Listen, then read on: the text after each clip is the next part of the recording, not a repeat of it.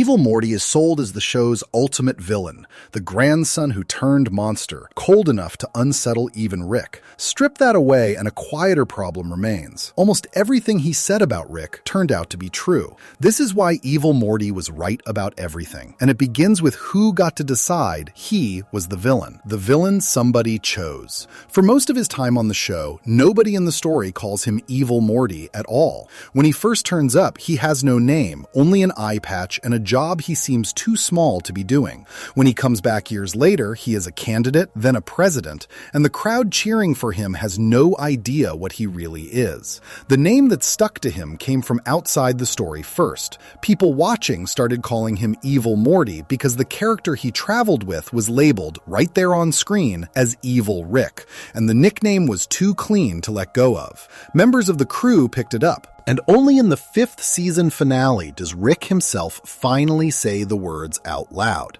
at which point the little president just smiles and seems pleased that the smartest man in the universe has caught up to what the audience settled on ages ago. The order of that matters more than it looks. The verdict arrived before the show ever laid out the crime, and the verdict came from the side of the story that Rick sits on. A word like evil is not a description of weather or a fact about chemistry. It is a judgment, and a judgment needs a judge, someone with the standing to hand it down. The whole question this video circles is who that judge was, what he had riding on the answer, and whether the thing he named evil was ever really the problem in the room. Because when the record is laid out plainly, the strange result is that the character everyone agreed to call the villain spends the entire series being correct, and the people calling him the villain spend the entire series proving him right by accident. His arrival is built to be missed. The first season finale opens on the Smith family at breakfast, and a portal tears open, and a Rick with a scar on his face steps through beside a Morty with an eye patch, and they kill Rick and drag Morty off. Then the show cuts to the same family at breakfast the next morning, safe, revealing that the pair killed in the opening were another version in another timeline. From there, the story follows the show's own Rick, hauled off by armored copies of himself to the Citadel of Ricks, an interdimensional home base packed with Ricks and Mortys from countless realities. Rick C-137 is charged with murdering 27 Ricks from other dimensions and kidnapping their Mortys,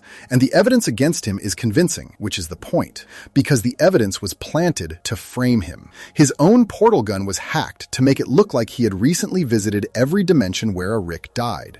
The trail leads to a fortress, and the fortress is where the show quietly tells the audience the worst thing it will tell them all episode. The killer's base is built with living Mortys sealed inside the walls, hundreds of them, kept in constant pain. And they are there for a reason that has nothing to do with cruelty for its own sake. A Morty's mind gives off a signal that cancels out the distinctive brainwaves a Rick's genius throws off, which makes a Rick almost impossible to track as long as a Morty is nearby.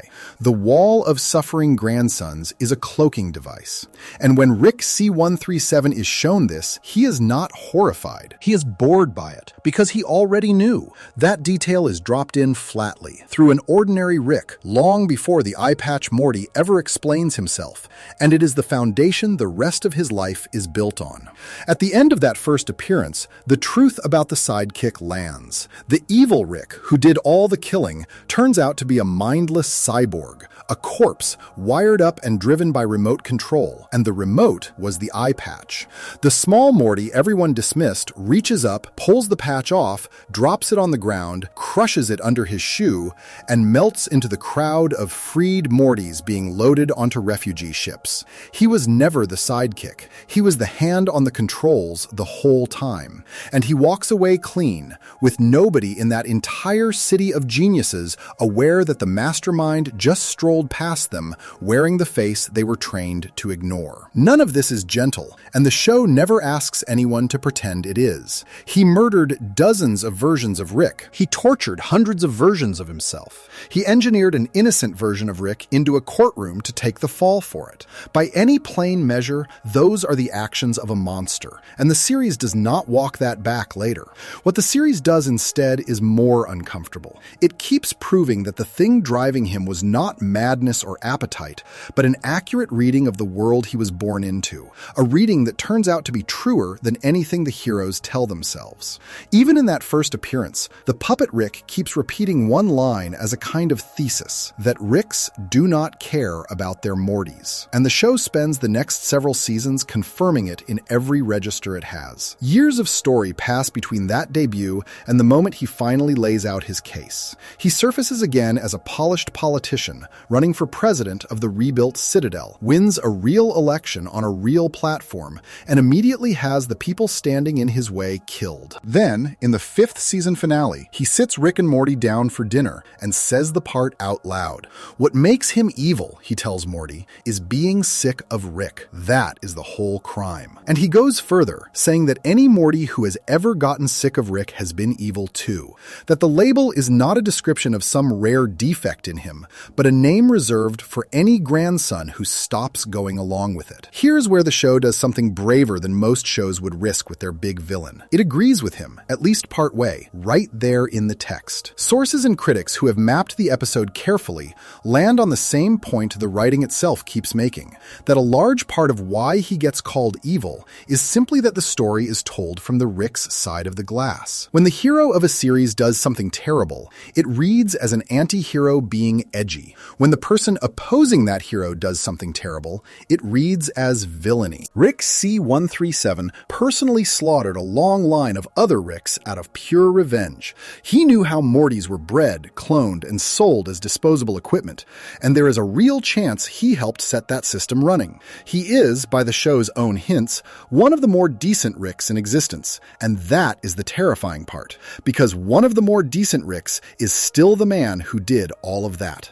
Measured against him, the Eye Patch Morty's crimes are not a different species of act. They are the same species, pointed in the other direction, and only one of the two men gets the softer word. The trouble runs deeper than a double standard, though, because of who gets to apply the standard at all. The world this argument takes place in was built, top to bottom, by Ricks. The Citadel is a Rick city. The council that governed it was a Rick government. The very shape of the reality they all live inside, the walled-off stretch of the multiverse that later episodes finally name, was engineered by Ricks to keep Ricks comfortable. In a place like that, the man setting the definition of evil and the man most protected by that definition are the same man, copied out across infinity. Calling a fed-up Morty evil, in that setting, is a genius grading his own exam and giving himself full marks, then failing the one student who noticed the test was rigged. The judge, the jury, the lawmaker, and the chief beneficiary are all one person wearing a lab coat, and the accused is a 14-year-old who was manufactured to be quiet. It would be easy to take all of that and turn him into a hero, and the show refuses to let anyone do that either, which is why the honest version of this story has to hold two facts at once. His diagnosis of the world is correct. His treatment for it is monstrous. He does not free the Mortys he claims to speak for. He grinds a great many of them up, along with a great many Ricks, and uses their blood to power the machine that carries him out. He looks down on ordinary Mortys for their loyalty almost as much as he hates the Ricks they are loyal to, and he says as much, that the sell-out Mortys who keep crawling back to Rick turn his stomach. Being right about the sickness did not make him kind, and the series keeps that contradiction on the table on purpose. This video is not an argument that he is a good person. He is not one. It is an argument about the first half of that sentence, the part everyone tends to skip past because the second half is so loud. His methods were terrible, and his read on the situation was accurate. And pretending only the first thing is true is how the show's heroes keep sleeping at night. The pattern of him being right also shows up in the plainest way a story can show anything, which is that he keeps winning. People who have tracked his appearances note that he comes out ahead in nearly every one of them. In his debut, he fails to kill Rick, but he escapes without a soul suspecting him and walks off with the brain scan he wanted. In his second real appearance, he takes an entire election and then the whole government. In his third, he cracks open the one barrier the smartest men in existence swore could not be cracked. He does all of this by betting every single time on the same overlooked fact, that Ricks cannot imagine a Morty outsmarting them, and that their certainty about their own superiority is the softest spot they have. He built a life lifelong plan on that single blind spot, and the blind spot never once let him down, because the Ricks never once stopped underestimating the exact thing standing in front of them. What follows across the rest of this video is a slow walk through his claims, taken one at a time, checked against what the show actually puts on screen rather than what the characters say about themselves. He said a Morty rides beside a Rick as camouflage and as a tool, and the show had already confirmed it before he opened his mouth. He said the multiverse everyone treats as open and infinite is a curated cage, and the show devotes a whole finale to agreeing. He said the society his family belongs to is a rigged class system dressed up as a family, and an entire episode exists just to prove it in detail. He said Rick's supremacy was never real, only local, and later seasons drag him outside the walls to see it for himself. Each of these lands as a villain's rant in the moment, and reads, on the record, as a report. The horror of the character is not that he lies, it is that he never has to. So the frame for everything ahead is this simple and this uncomfortable. The word evil was not discovered in him like a tumor on a scan. It was chosen, first by an audience watching from the hero's shoulder, then adopted by the hero himself, the one man in all of creation whom the word most conveniently protects. And the moment Rick says it, the little president does not flinch or deny it. He accepts it, almost fondly, because he understands something Rick has spent his whole life refusing to understand. That in a world one man built to flatter himself, being called evil by that man is not an accusation worth fearing. It is closer to a compliment. It means the manufacturing worked on everyone except the one grandson it was designed to fool. Before we move on, if you're enjoying this analysis, please consider subscribing. It helps the channel tremendously. The first section set the frame, the word evil, handed down by the very side of the story it was built to protect. Next, the focus turns to the first thing he was right about, the real reason a Morty ever ends up riding beside a Rick in the first place, and why that reason has almost nothing to do with love. Section 2, the cloaking device called love. There is a detail sitting inside the first season of the show, dropped early and never really examined by the characters who hear it, that changes the shape of everything that follows once it lands. A Rick on the council states it plainly, while Rick C-137 is being held for questioning. The reason every Rick travels with a Morty, the actual structural reason the pairing exists across the entire multiverse, is that a Morty's mind generates a signal that cancels out the distinctive brain waves a genius puts out. A Rick moving through the multiverse is a bright target, recognizable, trackable, dangerous to be. A Rick with a Morty beside him is invisible. The signal gets buried. The tracking goes dark. The safest Rick in the room is the one who remembered to bring his grandson. The conversation moves past it almost immediately, because the story has a chase to get back to, and the show trusts the audience to carry the weight of what was just said. But the weight is significant, because what was just said is that the relationship between Rick and Morty, the one the entire series is built around, the thing every heartfelt moment and every adventure and every reluctant display of affection points back to, has a functional explanation that has nothing to do with any of that. Stripped of sentiment, the boy is a jamming device. He makes the signal disappear, and the man who brought him along knew that before any of the adventures started. Evil Morty knew it too, and he refused to pretend he did not. His very first appearance is built around exploiting the same principle on a larger scale. His fortress has Mortys sealed into the walls, hundreds of them in continuous pain, because more Mortys means a stronger signal, means better coverage, means even a cyborg walking through the middle of the Citadel's territory goes undetected. He uses the cloaking principle without sentiment, and the series frames that as monstrous, and it is monstrous. But the series also established in the same breath that Rick uses the same principle every day with one specific Morty he happens to call family. The difference between them is the scale and the relationship packaging, not the underlying fact. A Morty as a cloaking device remains a Morty as a cloaking device, whether he knows it, whether he is sealed in a wall, or whether he is eating breakfast at his grandfather's table. The Citadel eventually turned this informal arrangement into infrastructure. By the time the 5th season finale pulls back the curtain on how the whole system really works, the breeding of Mortys has become a managed supply chain. Ricks and Jerrys Mortys and Beths are quietly nudged together across dozens of universes, because naturally born grandchildren who carry the right brain signature are valuable, and natural supply is not always enough to meet demand.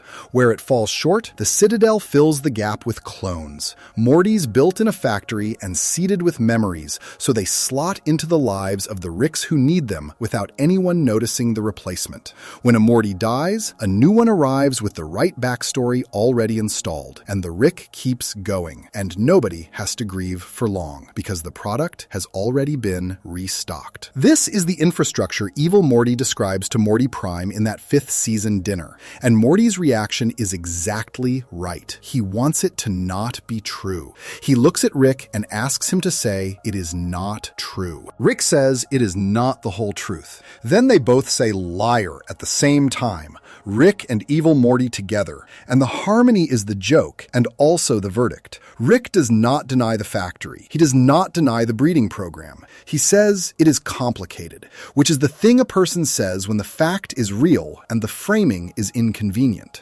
What makes this worth sitting with is how thoroughly ordinary Morty's life looks in its light. The show does not present his existence as grim. He has adventures. He has a grandfather who, in his own guarded and frequently terrible way, does seem to want him around. There are moments across the series that are genuinely warm, scenes where the connection between them feels real and unperformed, and the show earns those moments rather than faking them. But underneath the warmth is the structural truth that the whole arrangement was useful before it was anything else, and that the usefulness is why the arrangement exists at all. The boy who gets dragged across the multiverse on adventures was selected for those adventures partly because his brain produces the right interference pattern, and the man who takes him was aware of that from the beginning. Evil Morty's reading of this does not stop at the factory. He goes further in his dinner speech and says something the show has been building toward for years without quite naming it. There are not infinite versions of the grandfather, he says. He is an infinite smear of one person, and all the Mortys across all the realities are attached to that smear through his weakness and their forgiveness. That is the reason Mortys are alive. Not because Rick loves them, not because the relationship is good for the grandson, because Rick needs to hide, and a Morty is what hides him. And the Morty who can be counted on to keep doing that job is the one manufactured with enough forgiveness built in to overlook what the job actually involves. The show then has Rick himself confirm the second half of that sentence. After Evil Morty departs and the dust settles, Rick watches Morty stay at his side even after learning everything, and what he says is that the Mortys were really bred for forgiveness, said with a note of recognition that sounds less like a celebration than an admission. He is not surprised. He is not moved. He is observing a mechanism working exactly as designed. The boy who just found out he might be a product chose to stay anyway, and the man watching that happen understands why without being particularly touched by it, because the choice was built into the boy's design along with everything else. Rick's relationship to all of this is where the argument about Evil Morty gets genuinely complicated, and the show knows it. Rick C-137 is not Rick Prime. He is not the most callous version of this person, and the series takes care to distinguish him from the truly destructive Ricks across the run. He does seem to want Morty around in ways that exceed the purely functional. He gets angry when Morty is hurt. He makes choices that protect the boy at cost to himself. The warmth is not entirely a lie, and dismissing it entirely would be its own distortion of what the show actually shows.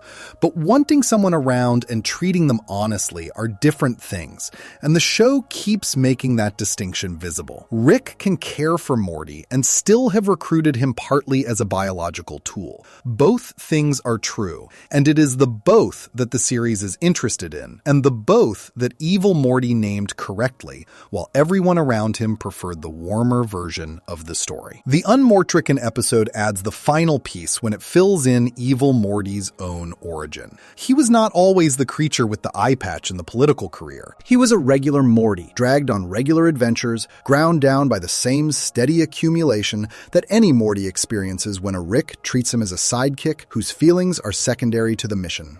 The episode shows the moment he finally pushed back, got his Rick drunk, and converted him into a puppet rather than going on another trip he did not choose. What that origin shows is that his diagnosis of the relationship did not arrive from nowhere. He lived inside it long enough to understand what it actually was. And the understanding did not make him gentle, but it did make him accurate. He is describing conditions he experienced firsthand, and the conditions match what the rest of the series shows from the other direction. The other side of this is what makes Evil Morty's arc tragic in a specific way the show rarely acknowledges openly, which is that his freedom did not fix the loneliness. He got out. He crossed the wall. He built himself a mansion in the chaos beyond everything the Ricks touched, with a swimming pool and robot butlers, and nothing that could remind him of the life he burned to escape.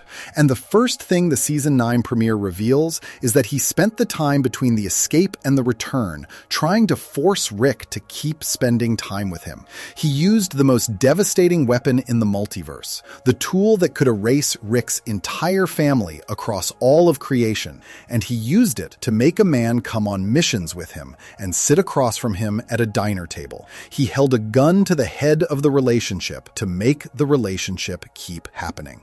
That detail is not evidence against his argument. The conditions he described were real and are still real. What it is evidence of is something sadder, that being right about a bad situation and being free of a bad situation are not the same thing, and that a mind shaped entirely by an exploitative dynamic may not know how to want anything except a version of that dynamic where the power has changed hands.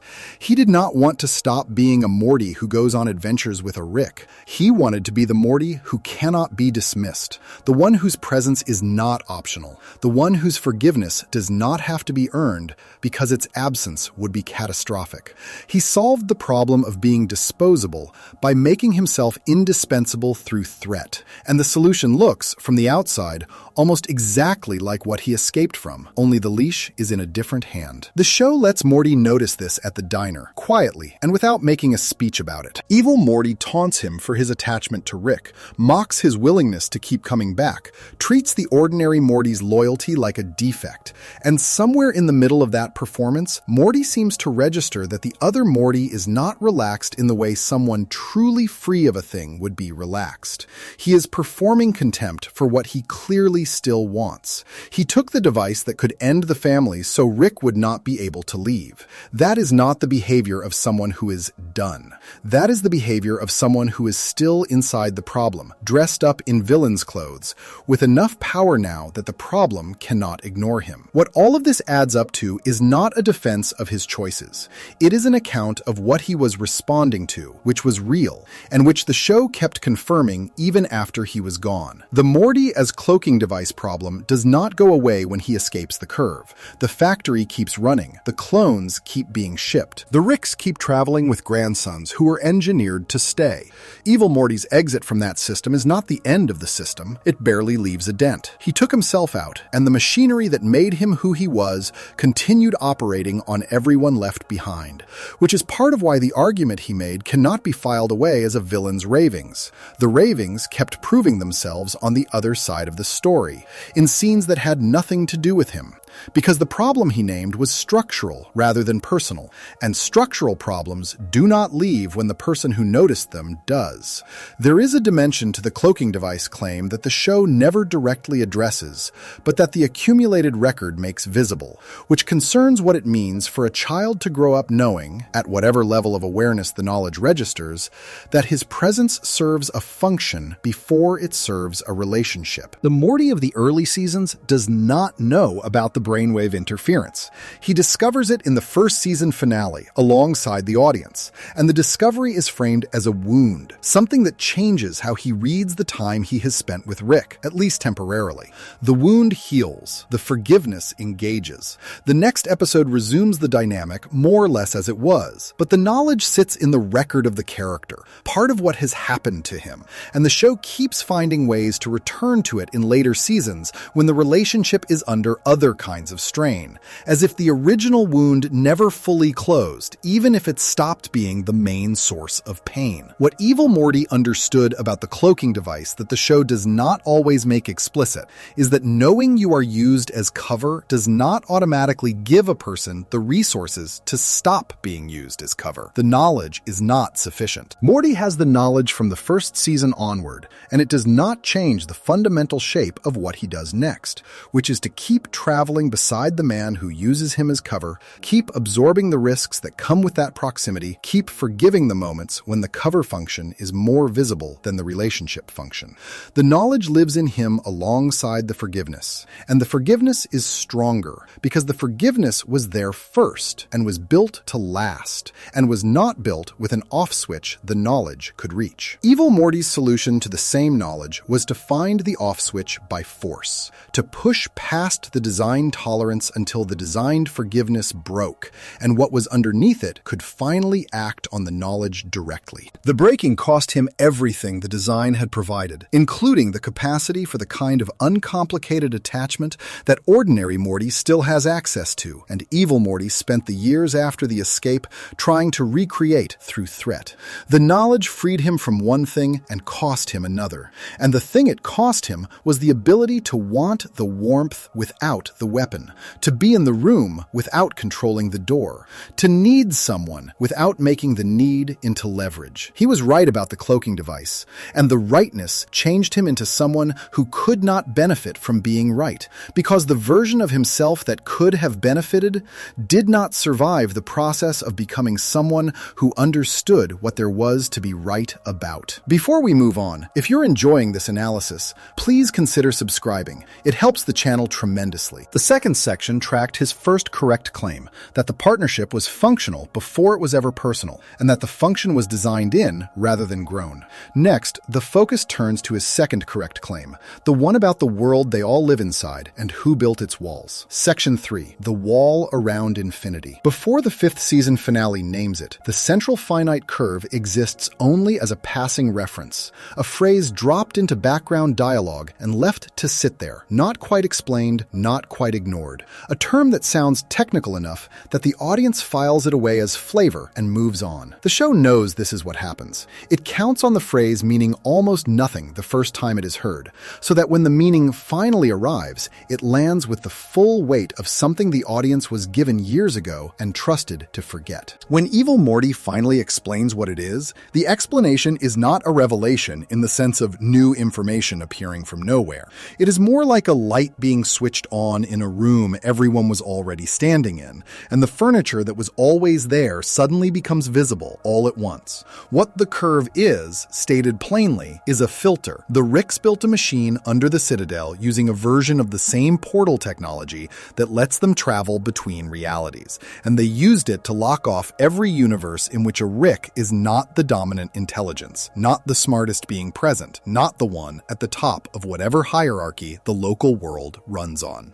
Every universe where that condition fails, where some other species or some other person or some other version of reality produces a greater mind than Rick, gets walled off, unreachable, cut away from the part of the multiverse the Ricks call home. The infinite expanse of existence that the show spent seasons calling the multiverse turns out to be a curated section, a neighborhood of infinity where the same man is always the landlord, and everything outside the neighborhood is not gone, but simply forbidden. The travel technology they all use does not go there. The green portals only open inward, toward realities that have already been sorted and confirmed. The show that sold itself on infinite possibility was always working in a bounded room. Evil Morty is the one who says it out loud, at a dinner table, to the two people most invested in not hearing it. He describes the curve as a wall built around infinity that separates all the infinite universes where Rick is the smartest man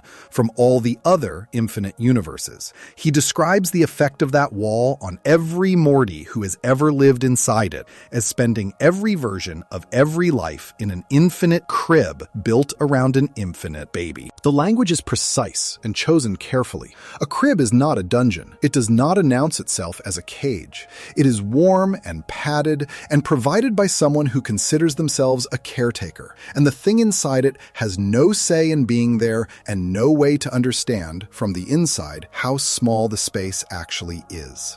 The wall does not feel like a wall to the people enclosed by it because they were born enclosed, and the enclosed space is all they have ever known as the world. What he is describing is not a conspiracy theory or a villain's invention designed to make the heroes look bad. It is a structure the show itself confirms in the same episode through Rick's reaction.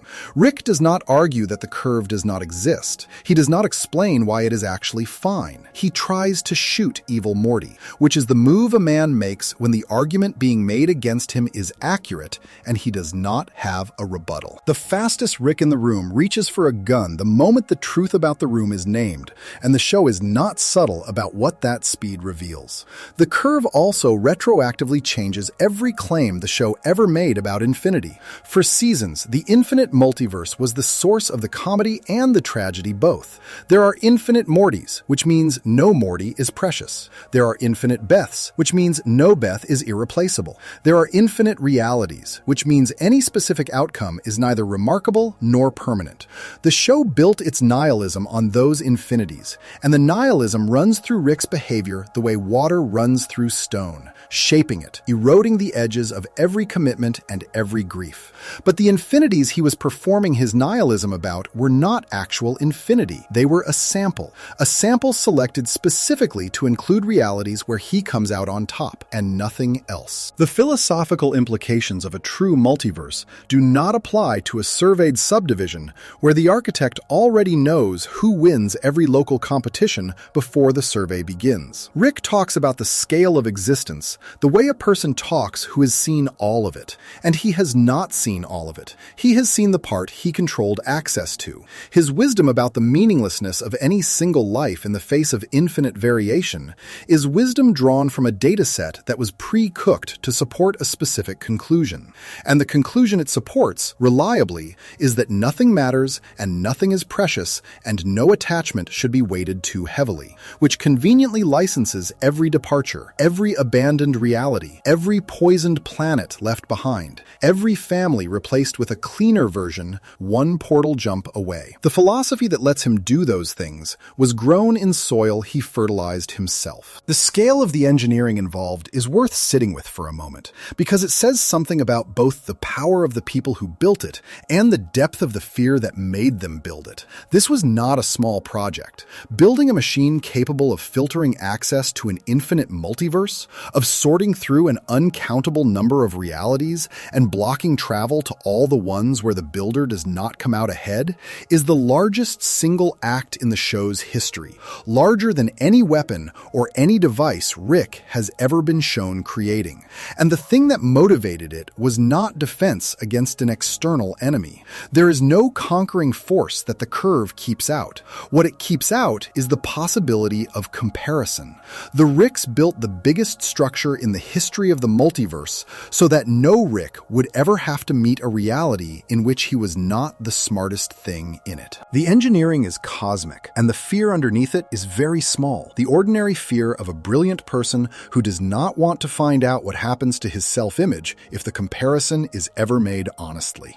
The Season 7 episode Unmortrican shows what waits on the other side, briefly, and what it shows is chaos. Outside the curve, the multiverse is not a place of peace or order or alternative hierarchies where some other kind of being stands at the top in a way that makes the universe feel fair. It is a sprawling disaster of shattered realities and interdimensional monsters and countless species that have independently cracked portal travel and are tearing through each other's worlds as a result. Portal holes open randomly and spill creatures into spaces that were not prepared for them. It is loud and violent and not obviously better than the curated zone the Ricks built. And Evil Morty sits in the middle of it, in his swimming pool, and calls it paradise. And the reason he calls it paradise is not that the chaos itself is pleasant. It is that no version of Rick rules it. The disorder is preferable to the order because the order was built by and for one man's comfort, and anything without that man's fingerprints on it, however dangerous and strange, carries the specific freedom of not having been arranged to flatter him.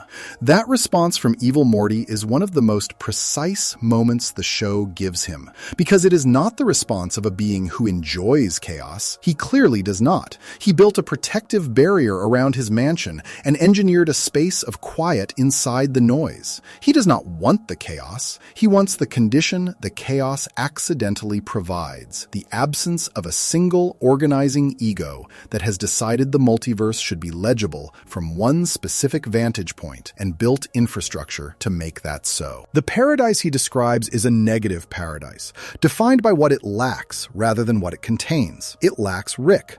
And to the character making that assessment, after a life spent inside a reality that was structured around accommodating Rick's genius, and Rick's fear, and Rick's need to always be the smartest thing in the room, the absence of that single organizing force is genuinely enough to make the rest of the chaos bearable. The Unmortrican episode also confirms the other half of his claim about the curve, which is that Rick's superiority was never real in the way the legend presented it. Outside the filtered zone, other species developed portal travel independently. Other beings cracked the problem that was supposed to be Rick's singular achievement, the one thing that made him irreplaceable and gave him his position at the center of the multiverse he claimed to navigate freely. The portal gun is not a unique invention in true infinity. It is a local achievement, remarkable inside a sample that was chosen to make it remarkable, and ordinary in the broader context that was deliberately excluded from the comparison. Rick is the smartest man in the universe, the same way a person can be the strongest swimmer in a pool they personally drained to knee height. The achievement is real, and the achievement is managed, and both of those things are true at once. Evil Morty understood this before the show said it. In his first appearance, the episode mentions the curve as a piece of background jargon, and he clearly heard it and stored it and spent the next several years of his life building a plan around it.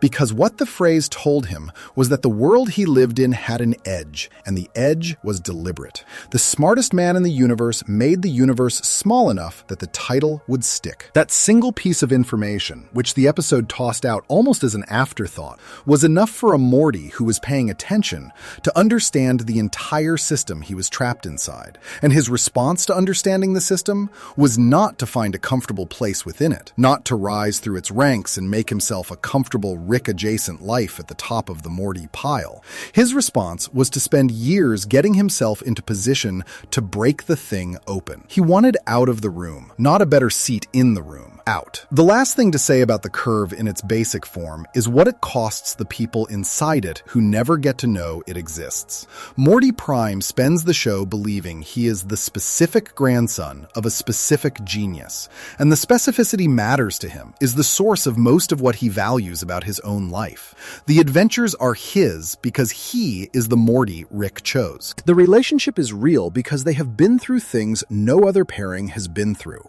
What the curve reveals is that this sense of specificity is manufactured, not through cruelty in his particular case, but through a system that was built long before either of them existed. A system that produces the feeling of a chosen bond as a side effect of keeping the cloaking device close. Every Morty inside the curve feels, to some degree, like the one. The feeling is a feature. It keeps the product loyal. And the product being loyal is the whole point. What the curve also does, and this is the dimension of the claim that tends to get the least attention, is establish the terms on which every moral judgment inside it operates. Because the curve was built by Ricks, and maintained by Ricks, and administered by an institution the Ricks created, the moral vocabulary of the world inside it is Rick vocabulary. What counts as good? What counts as evil? What counts as a threat to civilization? And what counts as a legitimate use of overwhelming force? All of these determinations are made inside a system that was designed to center Rick at every level. The Citadel has laws. The Council of Ricks had authority. The Federation eventually extends governance across the space inside the curve. All of these institutions exist within a reality that was pre-filtered to ensure Rick's dominance, which means all of their authority ultimately rests on the same foundation: the decision a group of Ricks made to edit the multiverse and then call the edited version the whole thing.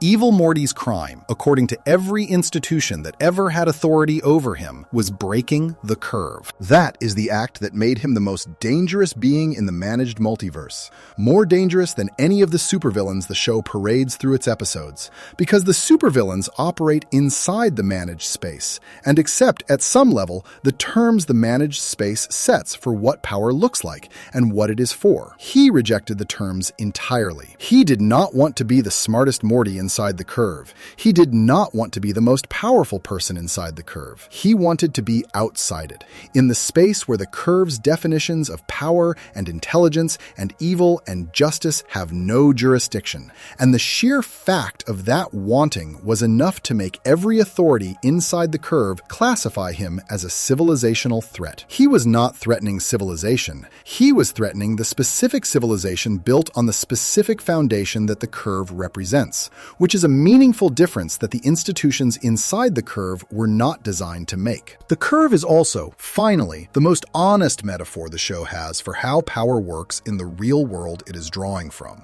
A system built to guarantee that one kind of person always sits at the top, maintained through institutions that the person at the top controls, producing a moral vocabulary that defines departure from the top person's preferences as dangerous or evil, filtering out the perspectives and the realities that would challenge the arrangement, and calling all of this simply the way things are, is not a science fiction invention.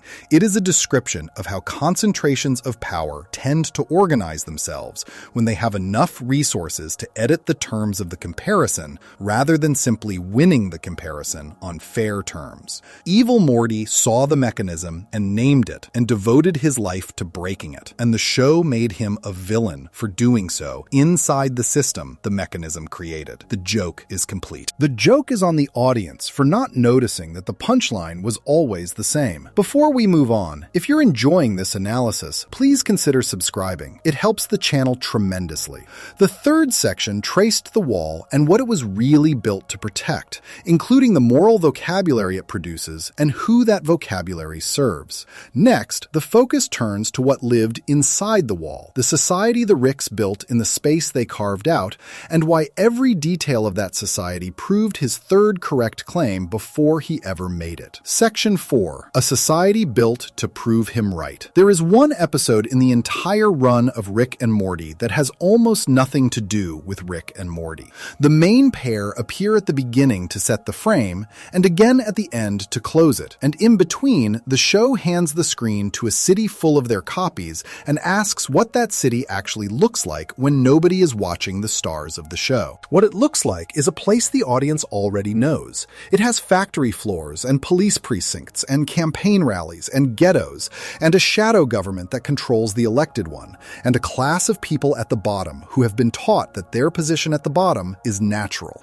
The Ricklantis mix-up, which aired in 2017 and which the writers have confirmed was being built during the 2016 presidential election cycle, is the episode where the show turns its biggest background concept into a fully functioning society, and the society it builds proves Evil Morty's case in more detail than he ever bothered to argue himself. The Citadel is presented in the early seasons as a curiosity, a clever extension of the show's infinite multiverse premise. A place where all the Ricks gathered makes a kind of sense given how Rick is written, and the comedy of a city full of the same genius in different outfits has obvious appeal. What the Ricklantis mix-up does is take that curiosity seriously as a social structure, which means following the logic of the premise to wherever it actually goes. And where it goes is a caste system organized entirely around which of the two names a person carries. Ricks run things, Mortys serve. That is the hierarchy, written into the architecture of every institution in the city, and the episode spends its full running time demonstrating what that hierarchy looks like at street level, rather than from the top. The Mortys of the Citadel live in a ghetto called Mortytown. The name is not subtle, and the show does not intend it to be. Mortys who have lost their Ricks for any reason, through death or abandonment or simple incompatibility, cannot easily be reassigned, and so pool at the bottom of the city in a space that has all the features the audience has seen in every story about what happens when a society decides a class of people is disposable. There is crime because there is poverty, because there is no path upward that the people at the top have left open. The Ricks who police Mortytown do so with the specific contempt of an authority whose contempt has been licensed by official indifference for long enough that it no longer feels like a choice, just a description of how things are. The cop storyline in the episode makes this visible through a pair chosen to contrast. Cop Rick is new to the precinct, still idealistic, still capable of being troubled by what he sees. Cop Morty is his partner, a Morty who has survived the precinct long enough to become indistinguishable from the culture it runs on. He calls other Mortys by a slur. He accepts bribes. He executes a room full of people rather than process them through a system that might hold him accountable. accountable. And when he finally turns his gun on Cop Rick, the reason is not personal cruelty. It is the logic of an institution that has persuaded even the people it dehumanizes to enforce the dehumanization on others. Because the alternative is to acknowledge that the institution should not exist in the form it takes, and that acknowledgement would cost too much. The system produces Mortys who police Mortys with more viciousness than the Ricks would bother to bring to the task. Because a Morty who has made peace with the hierarchy has more to protect from other Mortys than from the Ricks above him. The factory floor storyline runs the same logic through a different gear. The Ricks on the assembly line are told they are special, told their intelligence sets them apart, told the work is temporary, and the real opportunities will come. None of this is true. The factory produces simple Rick wafers, a candy whose selling point is the emotional state of a specific Rick who chose family over adventure and is kept in a pleasure-inducing machine, his simulated happiness harvested and compressed into a consumer product, while his real body sits wired up in the back. The factory Rick who finally breaks is not wrong about anything he says when he takes a hostage and demands a portal gun.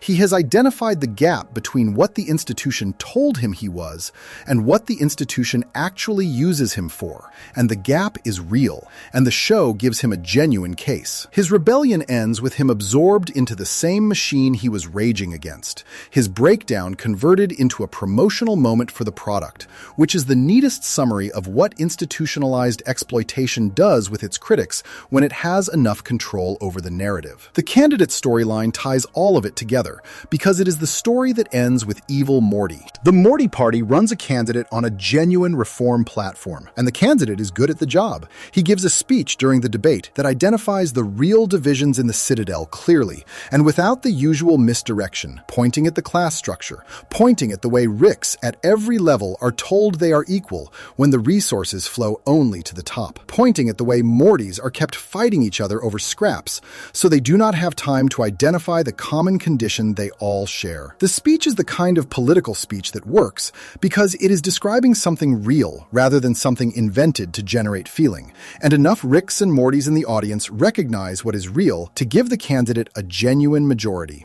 The candidate is Evil Morty, and he has no intention of doing any of what the speech promised. The show presents this as a twist, and it is a twist in the mechanical sense that the audience does not see it coming until it lands. But what the show is doing with the twist is more complicated than a simple villain was always a villain reveal. Evil Morty wins the election by saying true things. The reform platform resonated because the conditions it described were accurate. The people who voted for him were not fooled about the diagnosis. They were fooled about the doctor, which is a very different kind of fooling. And the distinction matters for what the episode is actually arguing. The Citadel's problems were real. The speech that named them was a piece of genuine political analysis embedded in the mouth of a man who intended to use the crisis for his own exit. And the Ricks and Mortys who voted for him, looking at those real problems, made a rational choice based on the information available to them.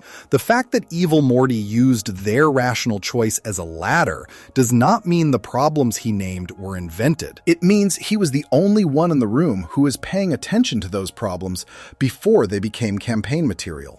This is the part of his relationship to the Citadel that tends to get collapsed when people describe him simply as a politician who lied his way to power. The lies were about himself, about his history, about his intentions. The description of the place was accurate. He could not have won on that platform if the platform had been fabricated, because fabricated grievances do not produce genuine majorities in places where the grievances are invisible to the people being asked to feel them. The Ricks who voted for a Morty, waving signs that said things like, "Proud of my grandson," were acting on a real recognition that something about the structure of the place they lived in was wrong, that the arrangement between Ricks and Mortys had produced a city where most inhabitants of both kinds were getting a bad deal, while a small group at the top managed the system in its own favor. They were correct about all of that, and they still got played. And the tragedy of the episode is that their being correct was the instrument of their being played, which is a more honest depiction of how power works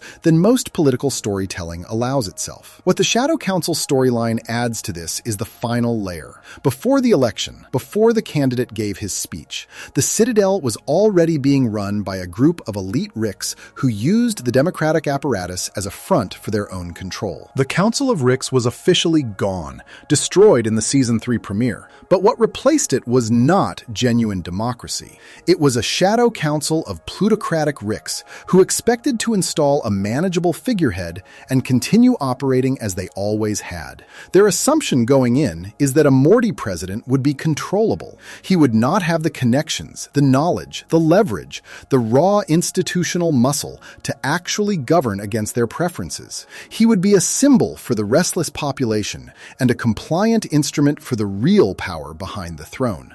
Evil Morty walks into that first meeting of the Shadow Council and asks who agrees with the assessment that he is a figurehead, and when hands go up, he kills everyone whose hand went up. The scene is played for dark comedy, and it is dark comedy. But the thing it is also doing is showing the Citadel's ruling class meeting the one consequence its rigged system never planned for: a Morty who understood the rigging well enough to dismantle the dismantlers before they could act on their assumptions. He won by being underestimated, which was only possible because the underestimation was baked into every level of the institution. The Shadow Council assumed a Morty could not be a threat because a Morty had never been allowed to accumulate enough power to be a threat, and they confused the product of the system with a fact about the people the system processed. It cost them their lives, and it cost the Citadel its last pretense of self-governance, and none of it would have happened if the institution had not spent its entire existence teaching everyone inside it to dismiss a Morty on sight.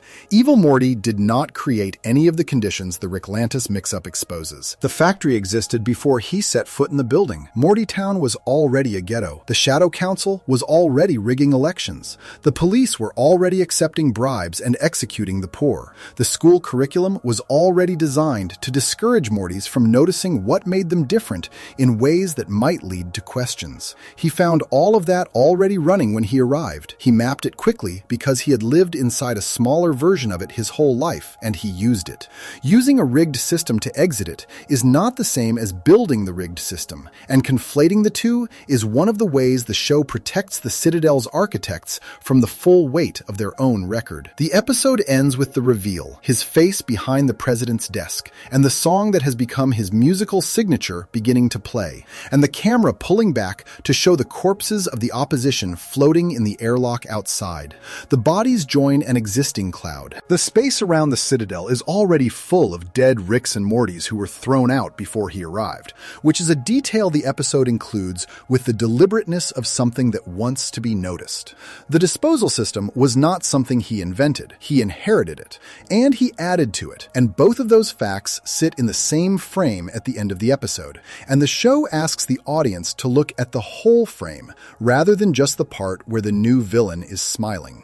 The episode's most quietly devastating detail is one that almost never gets discussed in relation to Evil Morty specifically, which is the story of the student Mortys searching for a portal that supposedly grants wishes. They pool their most valued possessions, they make their wishes, and one of them throws himself in, and what they find at the bottom is the Citadel's trash disposal system, a chute that drops whatever goes into it into open space. One Morty falls and lands on a pile of garbage below rather than being ejected, and the remaining students, standing over a hole that just nearly killed one of them, decide that their wishes must have come true anyway, that things will work out, that the portal delivered, even if the delivery was not what they expected. The scene is played for a kind of bittersweet comedy, but what it shows is a generation of Mortys so thoroughly trained toward optimism about their circumstances that they can stand over a disposal chute, watch one of their number nearly die, and conclude that the system they trusted delivered on its promises. The school that taught them to expect nothing very specific also taught them to find confirmation of their hopes in whatever happened, which is the most durable form of managed consent the episode finds. More durable than the police and more durable than the factory, because it operates without any enforcement mechanism at all. The Mortys enforce it on themselves, reaching for the interpretation that keeps them at peace with the institution, rather than the interpretation that describes the institution accurately. Because the capacity for the accurate interpretation was trained out of them before they were old enough to need it. That is the condition Evil Morty escaped, and the condition the episode documents in its fullest form. Not the overt violence of the police, or the obvious exploitation of the factory, victory, but the deep structural shaping that produces people who stand over a garbage chute and call it a wishing well. He saw what the training produced. He refused to let it produce that in him. And the episode that proves his case most completely is the one where that refusal is nowhere on screen, where he is only visible in the last frame, because the proof was never about him. It was about the place. And the place was exactly as he described it, long before he had the platform to describe it. Before we move on, if you're enjoying this analysis, please consider subscribing. It helps the channel tremendously. The fourth section walked the Citadel's society and found the conditions he described running at every level, built before he arrived and visible long after he left. Next, the focus turns to his fourth correct claim, the one about what a Morty is taught to be, and why the teaching is the most deliberate part of the whole system. Section 5. Bread for Forgiveness. There is a phrase Rick says near the end of the 5th season finale that most people hear as a throwaway line and move past, because the episode around it is so dense with revelation that individual sentences struggle to hold their weight against the larger motion of the plot.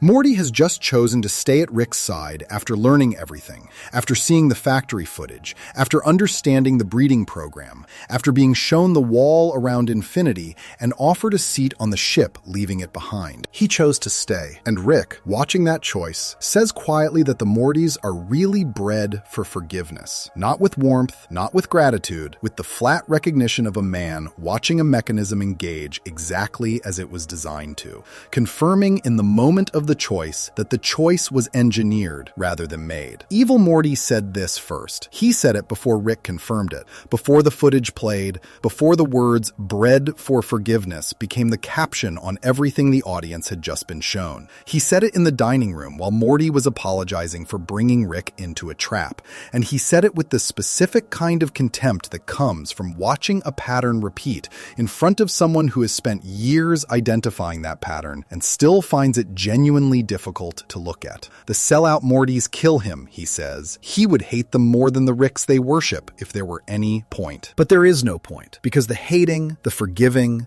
the apologizing for having inconvenienced the person who just exploited them, all of it is not a choice being made by a person with options. It is a program running in a machine built to run it, and you cannot meaningfully hate a machine for doing what it was made to do. The claim that a Morty is manufactured for a specific emotional disposition is the most personal of his correct claims, because it is not about infrastructure or political systems or the shape of the multiverse.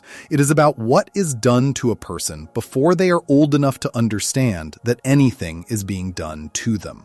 The Citadel, as the 5th season finale reveals in full, does not only clone Mortys, it programs them. The clones are sent into the lives of the Ricks who need them, with the previous Morty's memories installed, which means the person receiving the Morty receives what feels like continuity, and what is functionally a replacement with a shaped interiority designed to behave the way the previous Morty behaved. And the way the previous Morty behaved, and the way the Morty before that behaved, and the way the Morty before that behaved was with forgiveness. That is the constant. The adventures change, the dimensions change, the specific catastrophes change, but the Morty returns. The Morty forgives. The Morty stays. What makes this more than a logistical detail is the word bread, which is doing more work than it first appears to. Breeding is not training. Training happens to a person after they exist, shapes them through experience, can theoretically be undone or countered by other experiences. Breeding is what happens before the person exists at all, the selection and arrangement of traits at a level prior to awareness, so that certain tendencies are present from the beginning rather than installed afterward. To say a Morty is bred for forgiveness is to say the forgiveness is not a personality trait that developed over time through relationship and experience. It is a design specification. It was decided before the first adventure happened, before any relationship was formed, before any moment of genuine connection occurred that might later be pointed to as the reason the forgiveness keeps coming. The connection is real. The forgiveness that sustains the connection was arranged before the connection began. The show demonstrates this without naming it across its entire run, in the recurring structure of how Morty and Rick end their arguments. Rick does something genuinely terrible. Morty is furious. loss, hurt, betrayed in ways that seem, in the moment of the betrayal, like they should be permanent. The break looks real. And then, with relatively little effort from Rick, who rarely apologizes in any meaningful sense, the break heals and the dynamic resumes. Audiences who charted this pattern across the early seasons tended to read it as a feature of the show's format, the kind of reset that episodic storytelling requires to keep the main relationship functional from week to week. What the 5th season finale asks is whether that reset is a format requirement or a character revelation, whether the Morty who forgives his way back into the relationship every time is doing so because he is a person who forgives or because he was made into a person who forgives, and whether there is a meaningful difference between those two things when the making happened before the person was capable of consenting to it. Evil Morty's contempt for ordinary Mortys is connected to exactly this, and it is worth tracing the connection carefully because it is not simple cruelty toward the people he claims to speak for. He understands why they forgive. He is not confused about the mechanism. What he cannot tolerate is the forgiveness operating as an argument about the relationship, the way a Morty's continued presence beside a Rick gets read by everyone in the vicinity, including the Morty himself, as evidence that the relationship is genuinely chosen and therefore genuinely good. The forgiveness is not evidence of that. It is the output of a design process, and treating it as evidence of a freely chosen bond is like pointing to a vending machine delivering a product and calling it generosity. The machine delivers because it was built to deliver. The delivery proves nothing about the quality of what is delivered or the intentions of the person who built the machine. What he is angrier about, though he does not always say so directly, is the way the designed forgiveness closes off the possibility of an honest accounting. A Morty who keeps forgiving a Rick cannot accumulate the record of what the Rick has done in a way that changes the relationship, because the accumulation gets cleared by the forgiveness before it can build to a critical weight. There is no debt that stays on the books long enough to be reckoned with. Rick poisons a world and leaves it. He replaces a Morty who died and gives the new one the dead one's memories and calls it continuity. He drags a child across dimensions and uses him as a cloaking device, and occasionally says something warm enough to reset the account. And the designed forgiveness allows each of these to be processed individually, absorbed, dissolved, rather than stacked into the total they actually represent. Evil Morty's rage is partly the rage of someone who refused to let the account be cleared, who held the total in his head and watched everyone around him let the same total get wiped over and over, and who eventually found that tolerance for accumulated grievance genuinely impossible to maintain alongside the expectation that he keep calling himself a grandson.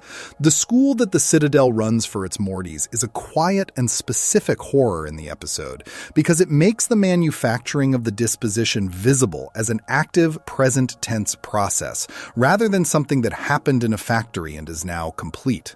The curriculum, as the Rick Lantis mix-up shows it, is not designed to educate in any recognizable sense. It is designed to discourage Mortys from noticing what makes them different from each other, from noticing what the hierarchy above them looks like, from developing the kind of individual clarity about their own situation that might lead them to want something other than the situation they were placed in.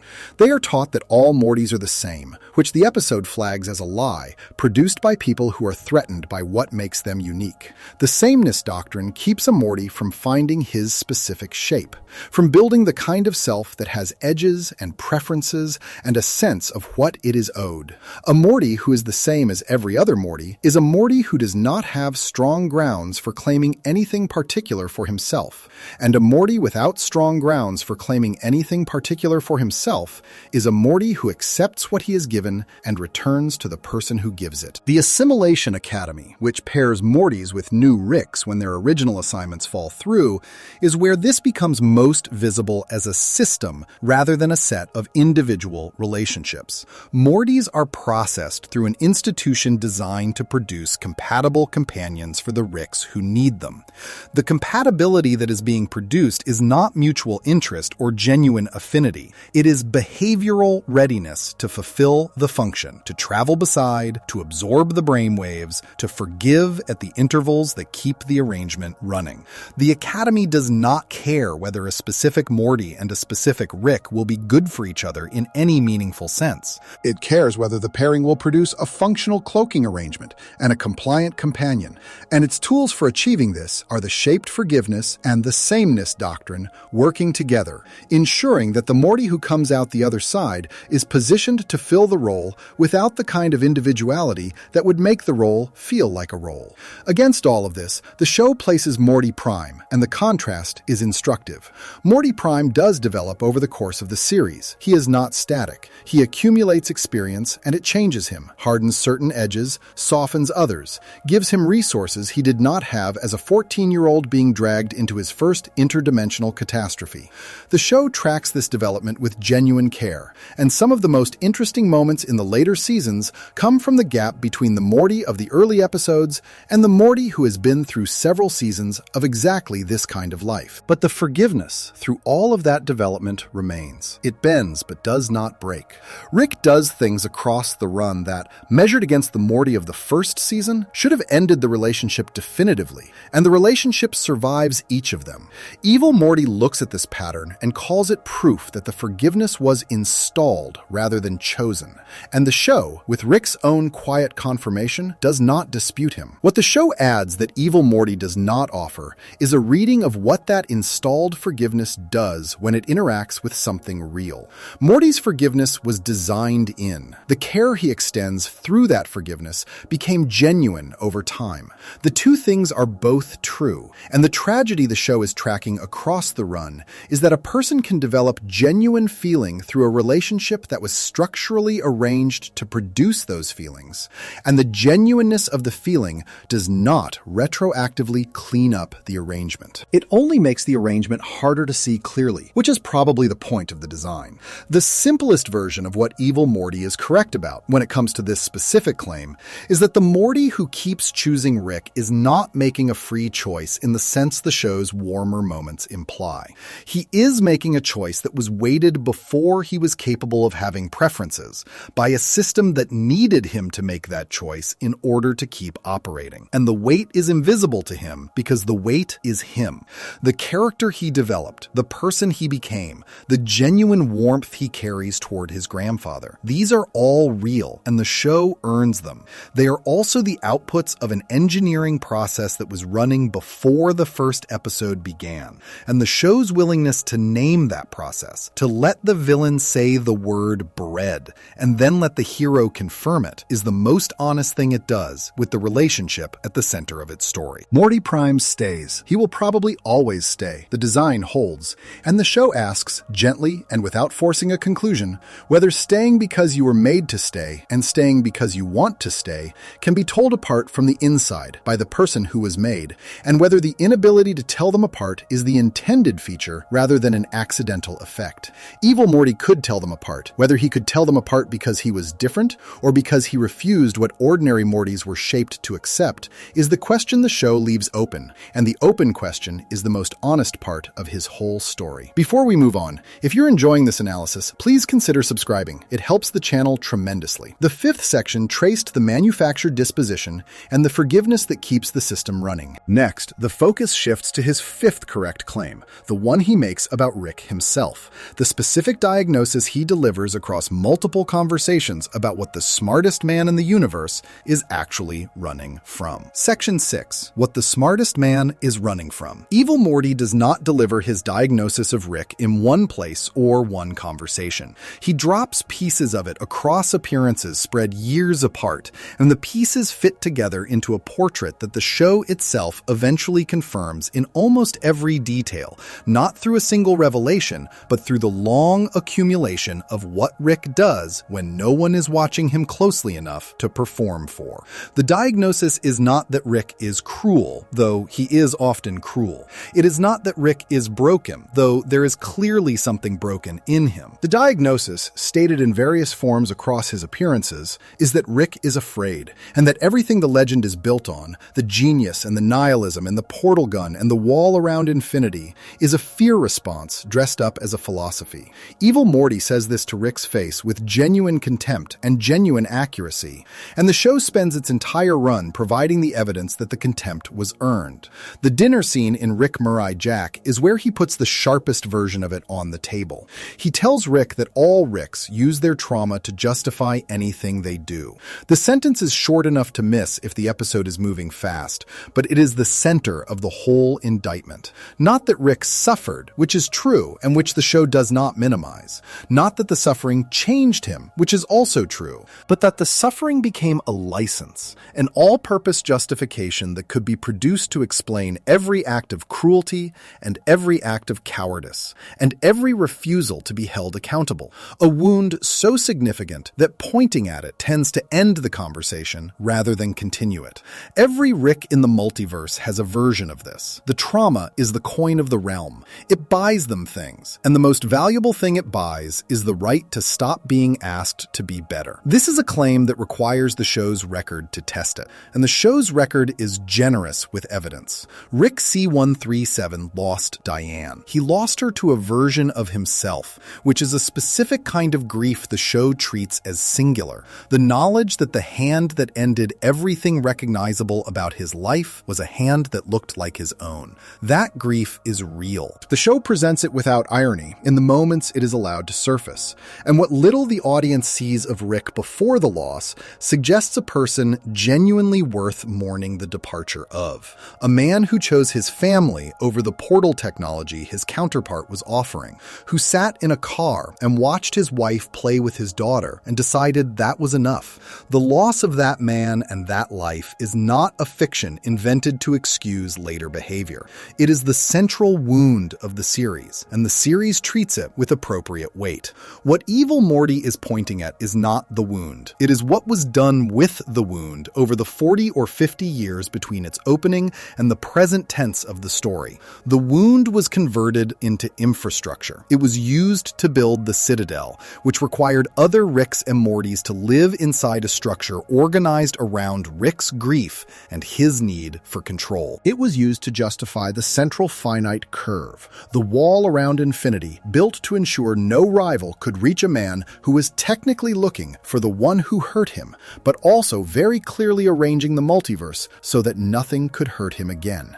It was used to explain away every act of damage done to Morty and Beth and Jerry and Summer, because the man doing the damage had suffered more significantly than anyone in the room could easily argue with. And it was used to avoid the one thing that might have actually addressed it, which was sitting still long enough to feel it without immediately converting the feeling into a project. Rick's relationship to his own grief is the most documented example in the series of what Evil Morty is diagnosing. The 6th season premiere reveals that he kept his home dimension frozen in time, the specific dimension where Diane died, and built a holographic recreation of her in the house she lived in, so that a simulation of the person he lost could keep a version of the space she occupied warm, while the real man traveled the multiverse doing everything except the work of accepting that she was gone. This is not an action that takes place in the background of the story. It is a centerpiece. It is the show holding up the thing Rick built, instead of grieving and saying, look at what all that intelligence produces when it refuses to feel anything directly.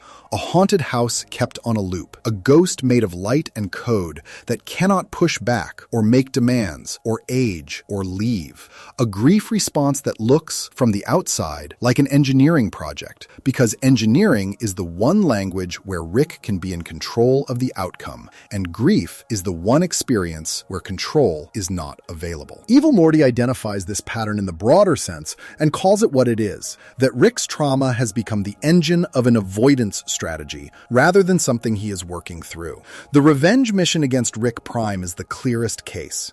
Rick spent decades hunting the version of himself responsible for Diane's death, and the hunt was real, and the determination behind it was real. But the structure of the hunt also served a function the show eventually makes visible. As long as the hunt was ongoing, Rick had a reason to keep moving, keep building, keep planning across decades and realities, and the movement and the building and the planning meant there was never a quiet enough moment for the grief to surface in its actual form, as something that had happened and could not be undone and had to be carried rather than solve. The mission was a solution to the unsolvable problem, which is exactly how trauma avoidance works when the person doing the avoiding is brilliant enough to build a mission instead of a coping coping mechanism. Less impressive people drink too much and watch television. Rick built an interdimensional manhunt and a wall around the part of infinity where the comparison would hurt. When the hunt ends, when Rick Prime is finally dead in Unmortrican, the show gives Rick not satisfaction, but a void. He does not feel better. He does not feel resolved. He stands beside the body of the man he spent most of his adult life pursuing and feels nothing useful. Asks Morty what he is supposed to do now, and the question carries the weight of a person who suddenly has no structure between himself and the thing he was running from. Evil Morty warned Morty this would happen. He said, before the final confrontation, that just letting Rick kill Rick Prime would not end well for him emotionally. And Morty followed them anyway, and the warning was accurate, because Evil Morty understood what the mission was actually for.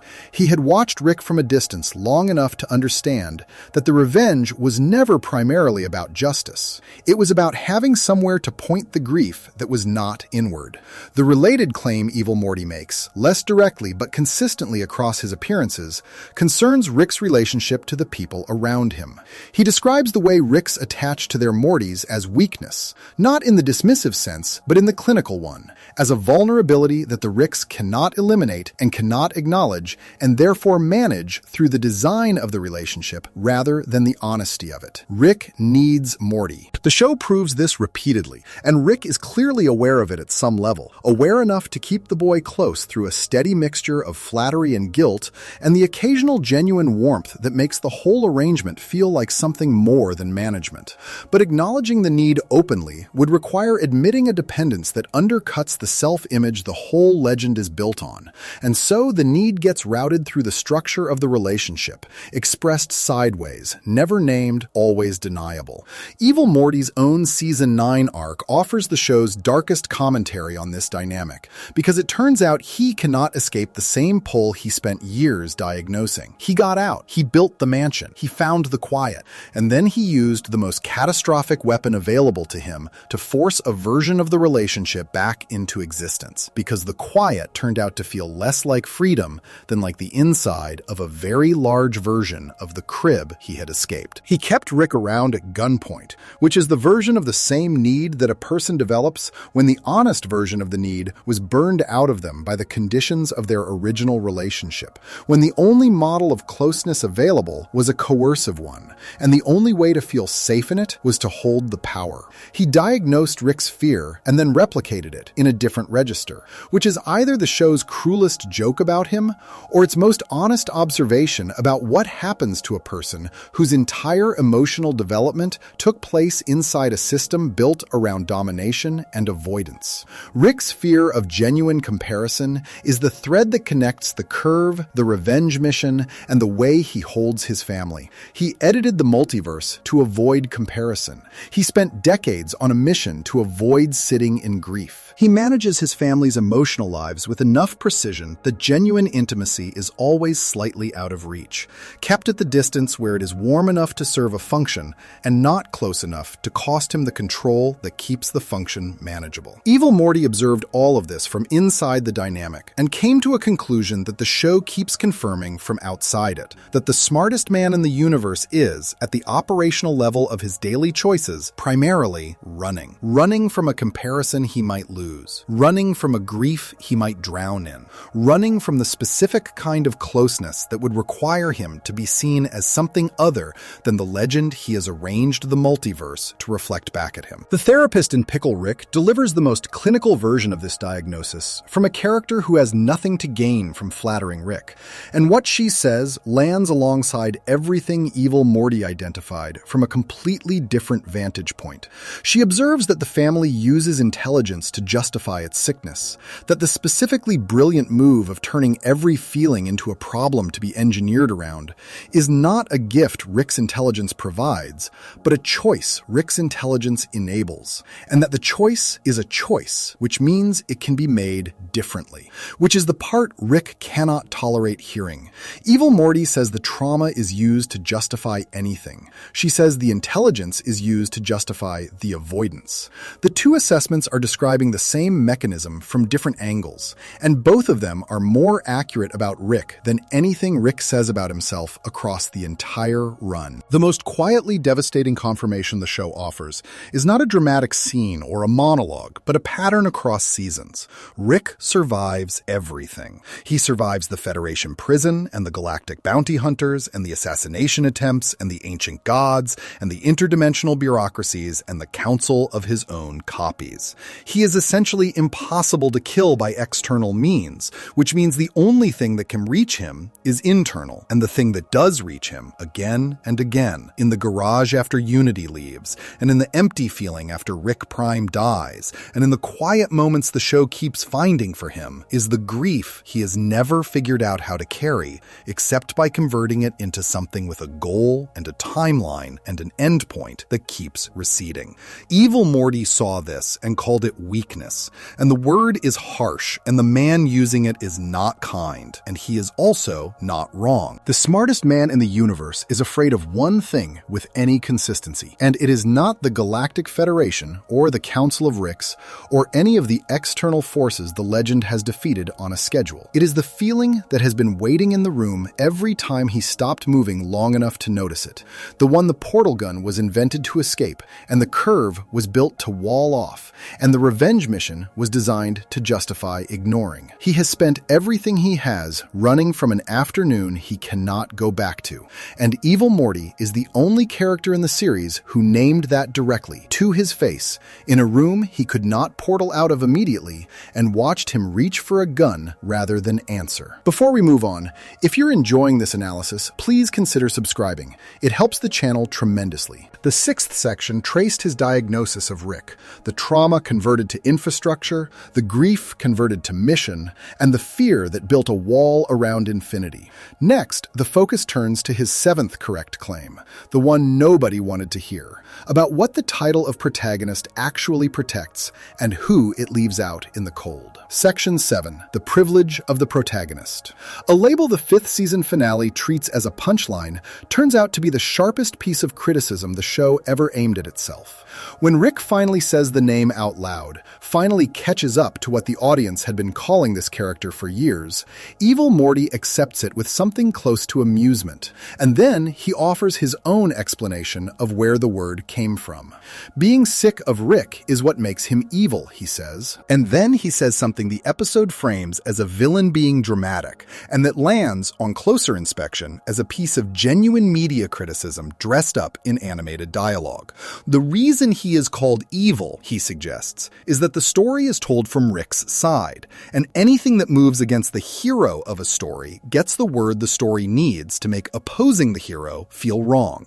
He is not evil because of what he did. He is evil because of where the camera was pointed when he did it. The show does not fully endorse this, and it is important to say so clearly before going further. He is called evil in the show because he tortured hundreds of people, murdered dozens more, and eventually ground a significant portion of a living city into fuel for his escape vehicle.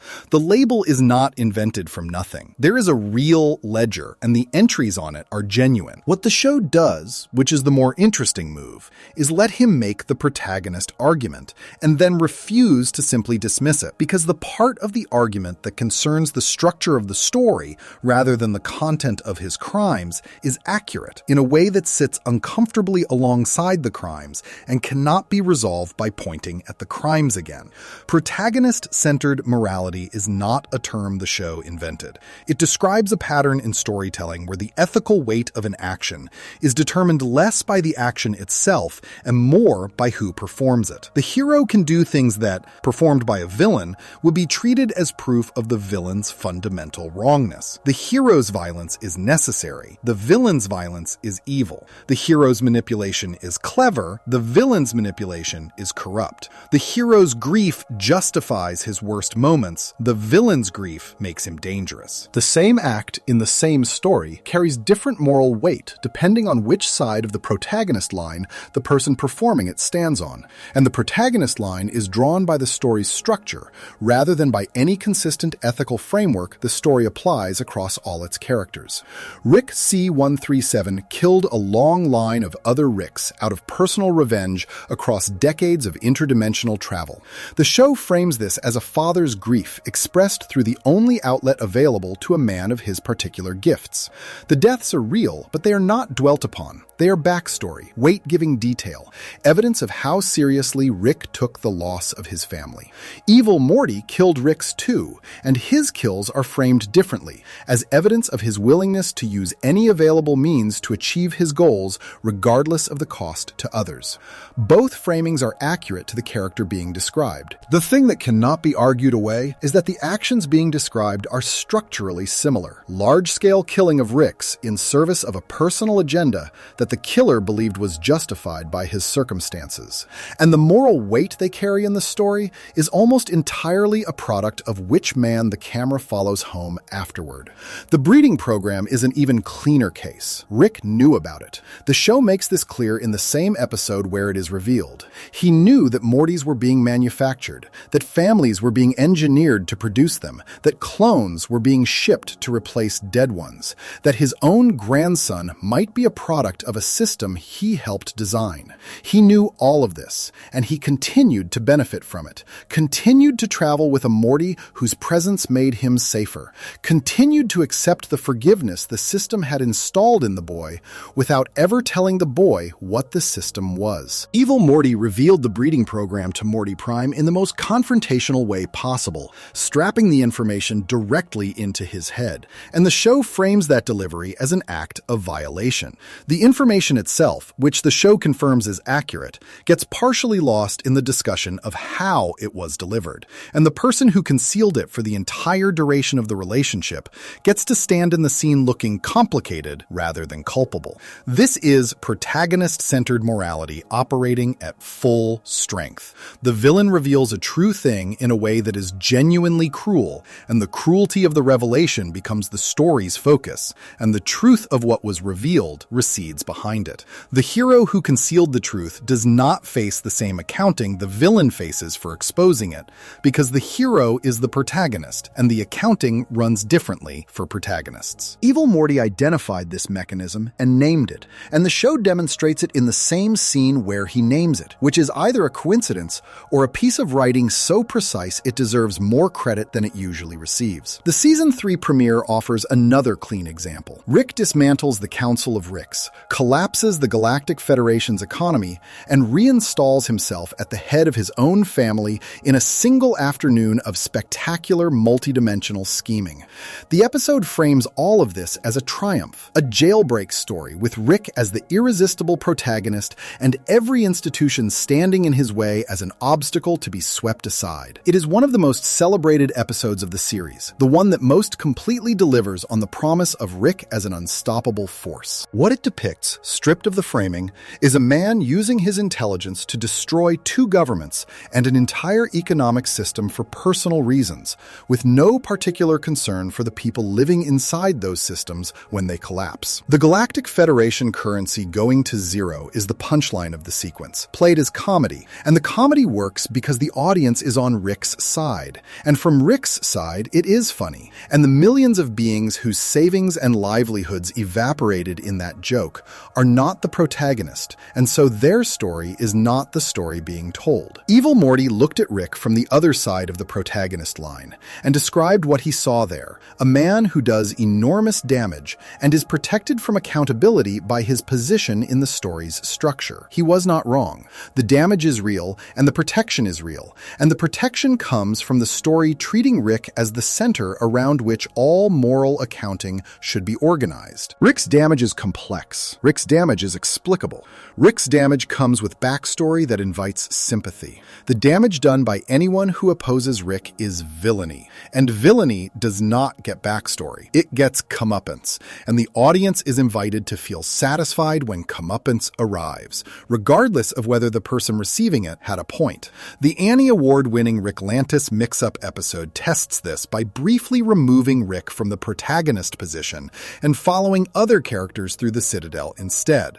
And the result is that the Citadel, which had read for seasons as a background detail and an occasional obstacle, becomes becomes a fully inhabited society with an institutional record the audience can evaluate without the protagonist filter in place. Without Rick to organize the moral weight of the story, the Citadel reads as what it is, an exploitative hierarchy sustained by violence and managed consent. And the people suffering inside it read as people suffering rather than as backdrop. The episode was praised specifically for doing this, for making the secondary world feel real in a way that reflected back on what the primary world had been doing to that secondary world across the whole series. What it produced, briefly, was a story told from outside the protagonist's gravitational pull. And from outside that pull, the protagonist's world looks different. Evil Morty's ability to see from that outside position is the thing that makes him uniquely dangerous as an antagonist, and uniquely valuable as a critic of the show's own structure. He was inside the dynamic long enough to understand it, then positioned himself outside it deliberately, and from outside it, he could see the shape of the protagonist's protection in a way that characters who never left could not. When he tells Morty that calling him evil is just protagonist-centered morality at work, he is making an argument about the structure of the world they live in that is accurate at a level the world cannot comfortably respond to, because the world's authority to make moral determinations depends on the structure he is questioning, and a structure cannot simultaneously maintain its authority and admit that the authority is structural rather than ethical. The Season 9 premiere adds a final dimension to this by showing what happens when Evil Morty himself has to sit on the other side of the protagonist line for once. Rick outsmarts him. Rick anticipates his moves,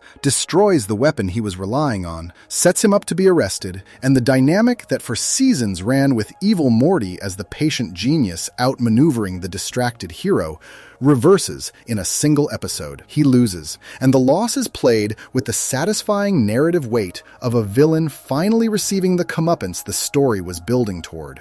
And he ends up sitting in an ordinary prison, looking surprised that it is ordinary. The show knows exactly what it is doing with that image. A man who spent his life raging against the protagonist's structure ends up subject to it like everyone else, processed through the story's machinery rather than running it. And the mundane prison, rather than the dramatic cosmic punishment, is the show's joke about what happens when a critic of the story gets absorbed into the story's logic on the story's own terms.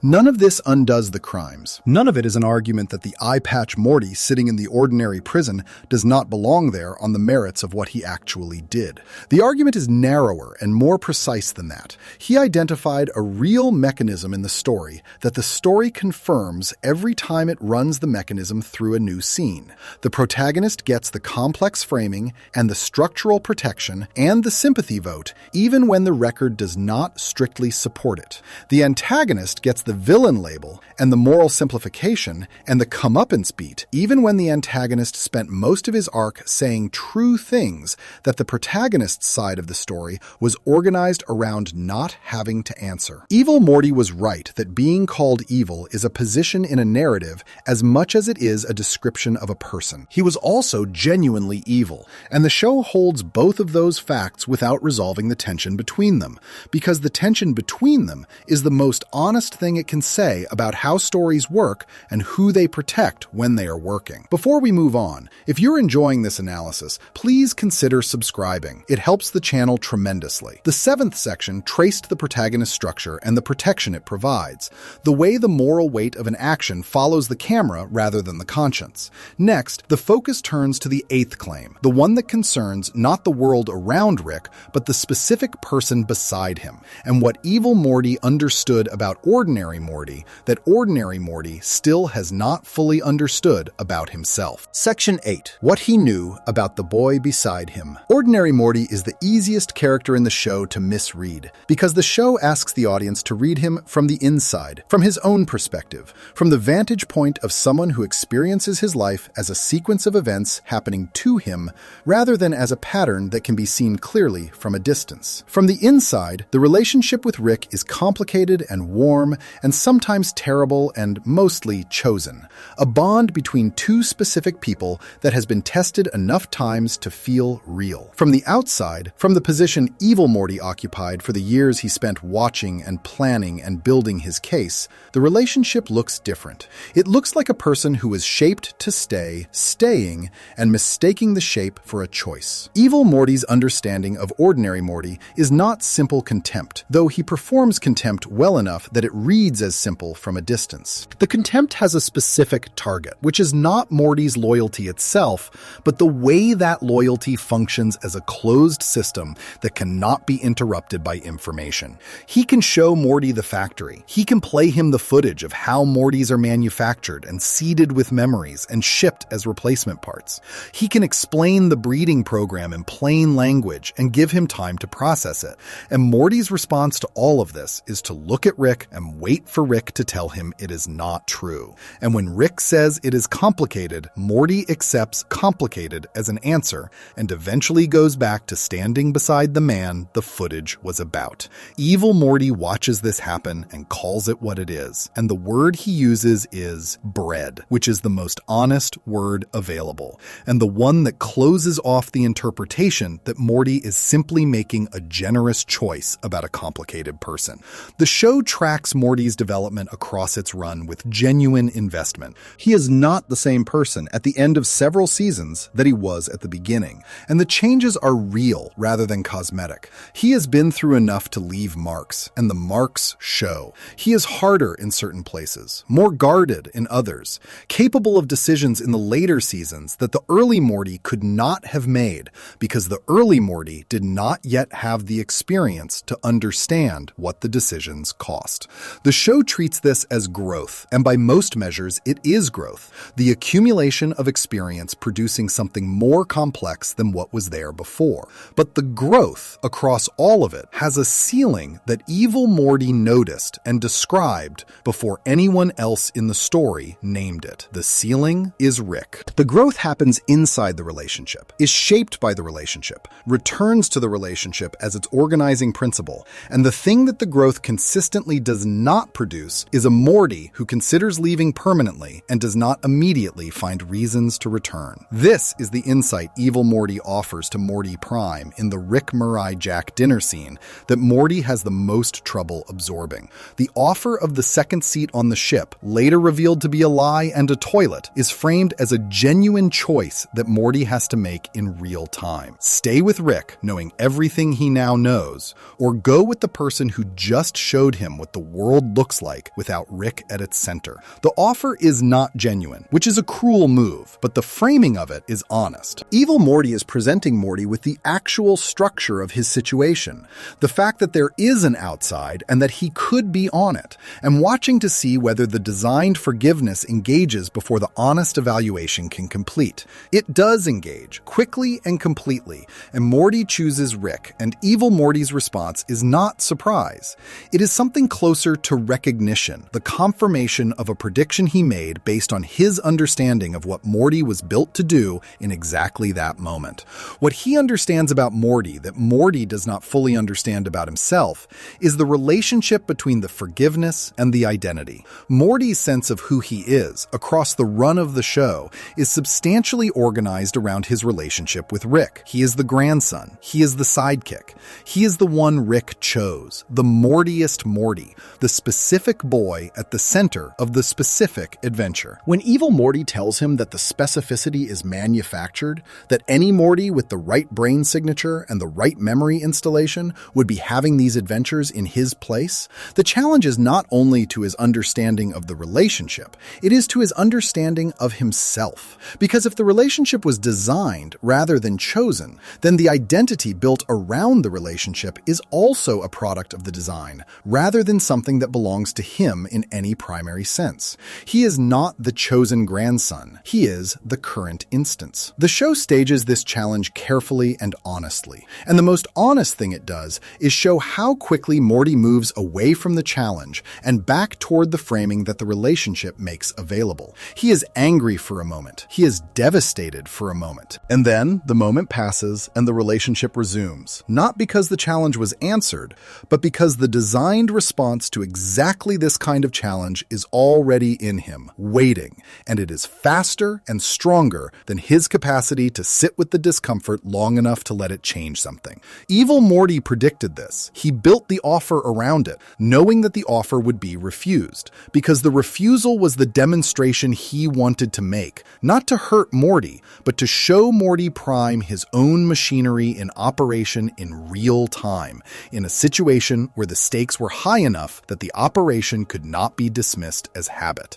The Season 9 premiere adds the dimension that makes his understanding of ordinary Morty most uncomfortable, which is the revelation that he himself remains susceptible to a version of the same pull he spent his life analyzing. He taunted Morty at the diner with precisely the information that should have most wounded him, the suggestion that Rick finds Evil Morty more intellectually compatible, more genuinely interesting, less in need of the management that ordinary Morty requires. He told Morty that he might steal Rick from him, and the taunt landed because it was aimed at the exact vulnerability Evil Morty had spent years mapping. The fear underneath Morty's forgiveness that his position beside Rick is not secure, that a better version of himself exists and would be preferred if Rick were given the choice cleanly. The taunt was precise.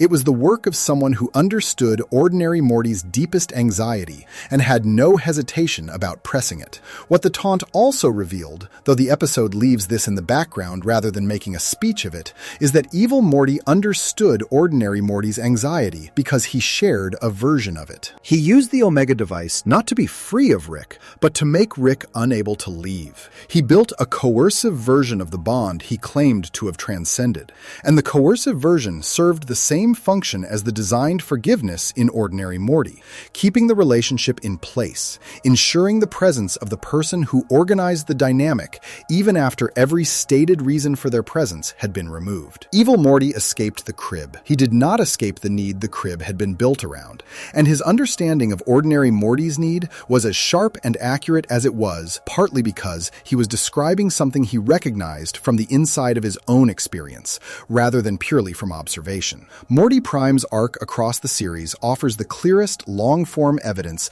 that Evil Morty's reading of him was accurate at the level of pattern, rather than individual incident. Season 4 introduces the Death Crystals, stones that let the holder see every possible way they might die, depending on the choices they make. And Morty becomes addicted to using them to steer toward one specific death, a death that involves a woman named Planetina, who represents the possibility of a life organized around something other than Rick. The addiction is played as character comedy, but the underlying structure is serious. The show is depicting a Morty who found an exit from the Rick-organized life and immediately began steering his entire existence toward it with the obsessive focus of someone who understands at a level below conscious thought that the exit will close if he does not commit to it completely. The exit closes anyway. Planetina leaves, Morty returns to the garage. The cycle that Evil Morty described, of Morty's finding the edge and returning from it, runs again, and the crystal that showed him the way out becomes just another piece of detritus in the show's accumulation of things that almost changed something. The show's most honest moment about ordinary Morty in relation to Evil Morty's diagnosis comes not in a dramatic scene, but in the quiet exchange that ends the Rick Mirai Jack finale. Morty has chosen Rick. The Citadel is gone. Evil Morty is somewhere on the other side of the curve. And Morty says, with a kind of tentative lightness that is doing a lot of emotional work in a small amount of dialogue, that things are just going back to how they were. The line is played as relief. It is also, listened to carefully, an admission that the entire revelation, the factory footage, the breeding program, the wall around infinity, the offer of a different life, produced no structural change in the arrangement. Things are going back to how they were. The designed response completed. The account was cleared. The current instance returned to its position beside the man it was made to stay beside, and the man accepted the return the way a person accepts the restoration of a familiar convenience, with relief rather than gratitude, because gratitude would require acknowledging what the restoration cost the person doing the returning. Evil Morty knew this would happen. He designed the dinner to produce the demonstration precisely because he knew the demonstration would not change the outcome. He was not trying to rescue ordinary Morty. He had already assessed that ordinary Morty could not be rescued by information because the information does not reach the place in Morty that determines what he does next. That place was shaped before the information could be relevant, and the shaping holds. What Evil Morty wanted from the dinner was a witness, someone who had seen the machinery run, so that the escape he was about to make escape would be made in the presence of another person who understood what was being escaped. Morty was the audience for a demonstration of his own condition, and the fact that the demonstration did not change the condition was, for Evil Morty, precisely the point. It confirmed everything he had built his plan on top of, everything he had spent years believing was true about the world he was leaving, and it let him leave with the cold satisfaction of a person who was right about something important and had the evidence to prove it, even if the evidence was also a person he had just shown something terrible to and then abandoned to it. Before we move on, if you're enjoying this analysis, please consider subscribing. It helps the channel tremendously. The 8th section traced his understanding of ordinary Morty, the designed loyalty and the ceiling it creates, and the way his own arc mirrored the condition he spent his life diagnosing. Next, the focus turns to his 9th correct claim, the one about what the multiverse looks like when you finally see all of it, and what that sight does to the idea that any of the adventures ever mattered. Section 9. The view from outside everything. One of the recurring visual jokes in Rick and Morty is the interdimensional cable remote, the device Rick points at a television to pull in broadcasts from infinite alternate realities, each one a glimpse of a world organized around a slightly or dramatically different premise. The joke is that the content is absurd, that the infinite multiverse produces an infinite scroll of nonsense, and that Rick and Morty sit on the couch watching it with the glazed contentment of two people who have given up on finding something meaningful and settled for finding something that moves. The joke is also, underneath the absurdity, a portrait of what it looks like when a person has seen too much of infinity to find any specific piece of it interesting. The remote is a device for experiencing the scale of everything. And what the scale of everything produces in the person holding the remote is a very specific kind of boredom that has no cure, because the cure would require the scale to be smaller, and the scale is not going to be smaller. Evil Morty understood what the scale of the multiverse actually implies, and he understood it differently from Rick, which is the distinction that gives his understanding its edge. Rick uses the scale of the multiverse as a nihilism delivery system. Because there are infinite realities, nothing in any specific reality carries final weight. Because there are infinite versions of every person, no specific person is irreplaceable. Because every outcome exists somewhere, no specific outcome is worth fighting for with the desperation a person would bring to a truly singular stakes. The infinite multiverse, in Rick's hands, becomes the philosophical justification for never fully committing to anything, never fully grieving anything, never fully investing in the specific people and places and relationships that make up an actual life, rather than an itinerary of escapes from actual life. The scale is the excuse. It is the biggest possible version of the thing a person reaches for when committing to something would require them to risk losing it. Evil Morty's version of the same scale produces a different conclusion, and the difference is worth sitting with carefully. He also understands that the multiverse is vast, and that the vastness makes any specific instance of anything harder to argue for as uniquely precious. But where Rick uses that understanding to avoid attachment, Evil Morty uses it to cut through the specific fiction of attachment that was being sold to him. The idea that his relationship with his Rick was chosen and therefore meaningful, rather than manufactured and therefore a product.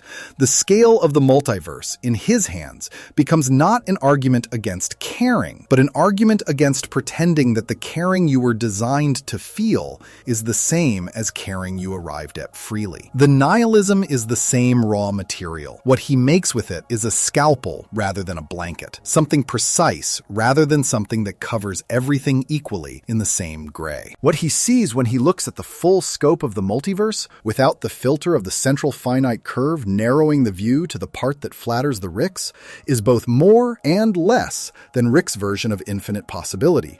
It is more in the sense that it is genuinely infinite, unreduced, the actual scope of what exists rather than the curated sample. And it is less in the sense that the actual infinite scope strips away the specific consolations the curated sample was designed to provide. Because in the real multiverse, Rick is not at the center, and the adventures are not organized around a recognizable pair, and the stories do do not have the shape of stories. The view from outside everything is not the nihilism the show performs through Rick, which is nihilism with a protagonist still at the center of it. It is a more complete version, nihilism without a protagonist at all. And the difference between those two things is the distance between performing detachment and actually experiencing it. Evil Morty chooses to live in the chaos beyond the curve and calls it paradise. And the choice is legible as the choice of someone who has internalized the full scale of what exists rather than the managed version. Outside the curve, portal holes open randomly. Creatures from incompatible realities tear through each other's worlds. The landscape is a disaster of shattered planets and entities that evolved in contexts so different from anything recognizable that encounter with them is likely to be lethal rather than interesting. This is the actual multiverse, or a closer approximation of it than anything the green portal gun ever reached. And Evil Morty sits in his protective bubble at its edge and says, "This is better. Not pleasant, not organized toward anyone's comfort or safety or sense of narrative coherence. Better, specifically and only because it was not arranged by Rick to make Rick comfortable. And the absence of that arrangement, even in the form of catastrophic disorder, reads to him as a form of honesty that the managed version inside the curve never had." The show's central nihilism, delivered most clearly in the Ricksty Minutes episode through Morty's speech to Summer about nobody existing for a reason and nobody belonging anywhere and everyone dying eventually, is Rick's nihilism, experienced and expressed from inside the curated multiverse he built to protect himself. It is nihilism with a safety net, performed by a man who has edited the terms of the infinite to make sure the infinite can never actually touch him. Evil Morty's nihilism has no safety net. He stepped out of the curated space and into the real scale of what exists. And the real scale does not organize itself around him, does not produce adventures with satisfying structures, does not offer the specific consolation of being the smartest thing in the room. The chaos outside the curve is what an honest encounter with infinity looks like. And Evil Morty chose it anyway, which means his acceptance of the meaninglessness is a genuine acceptance, rather than a performance staged from inside a protected room.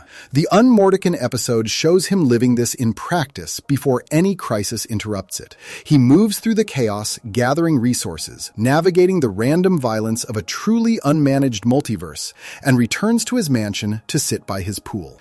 The domestic detail of the pool in the middle of the interdimensional chaos is not played for laughs, or not only for laughs. It is a portrait of a person who has genuinely made peace with the scale of things by finding the smallest possible space that belongs only to him, insisting on that space in the middle of everything, and declining to make the space larger than it needs to be. Rick, by contrast, built a wall around infinity to make his space feel large enough that the infinity outside it could not be perceived. Evil Morty built a pool in the middle of infinity and sat in it, and the pool is honest because it is small, because it does not pretend to be more than what it is, and because the infinite chaos beyond the barrier is visible from the deck rather than hidden behind a multiversal fence. What he understands about the view from outside everything that Rick does not is that the honest scale of the multiverse does not make the small things meaningless. It makes them the only things that exist, because the alternative, the manufactured meaning of a curated multiverse arranged around one person's grief and fear, is not meaning at all. It is set dressing.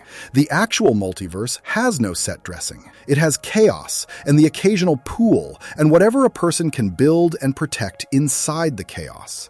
And the things built inside the chaos carry a different kind of weight than the things that exist inside a protected zone, because the things inside the chaos exist despite the chaos, rather than because someone arranged the chaos to accommodate them. Evil Morty's pool is more genuinely his than anything Rick owns inside the curve, because he put it there himself, in the middle of something genuinely hostile, rather than inheriting a corner of something pre-filtered to produce the feeling of home. The show visits this distinction through the contrast between how Rick and Evil Morty respond to the same event, which is the kill of Rick Prime and the end of the decades-long hunt. Rick's response is emptiness, the void that opens when the structure he had organized his avoidance around is removed, and he has to be present in his own life without a mission to fill the space.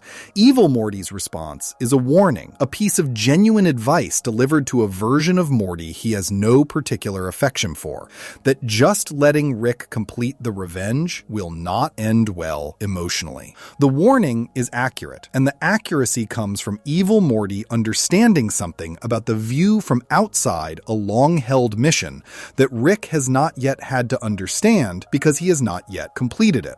When a person organizes their life around the absence of something, completing the absence does not produce the presence they were implicitly pursuing. It produces a different kind of absence, the one where even the organizing grief is gone, and what is left is the original wound, without even the revenge to give it direction.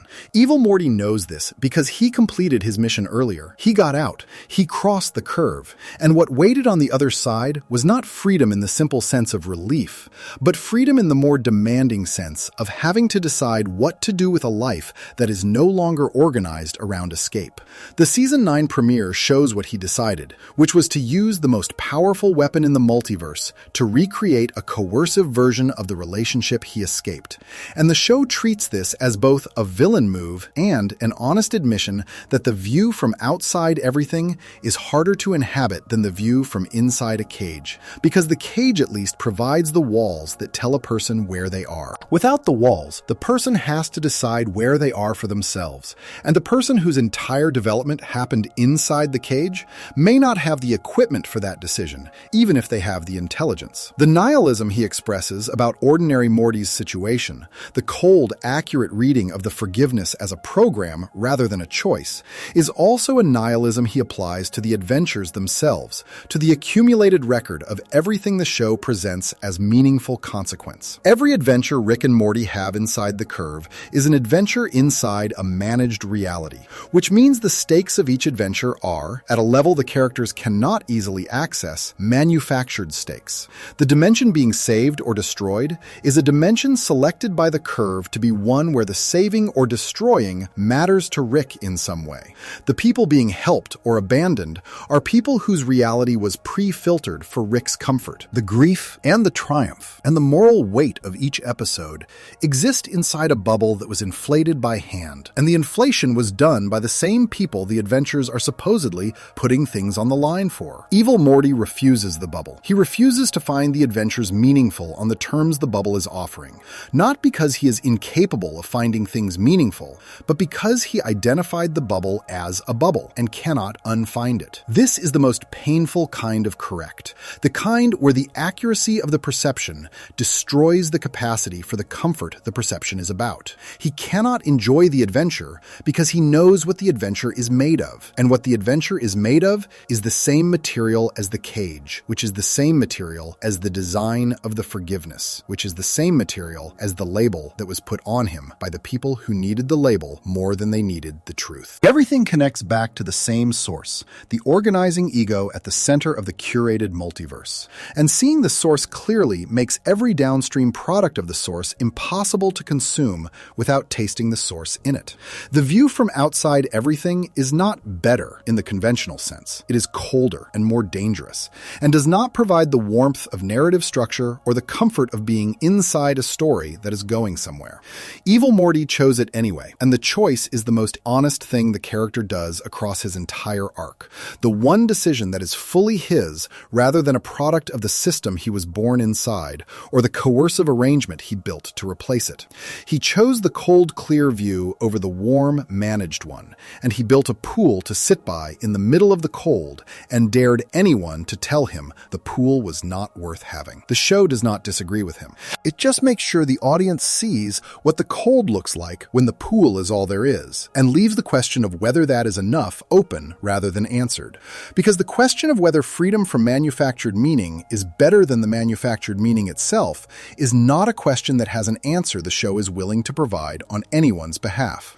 What makes his nihilism correct in the specific sense this section is tracing is that it applies consistently. Rick's nihilism has exceptions, the specific people Rick keeps choosing despite the philosophy that says no one should be chosen, the specific reality Rick keeps returning to despite the infinite alternatives the philosophy says make any specific reality interchangeable.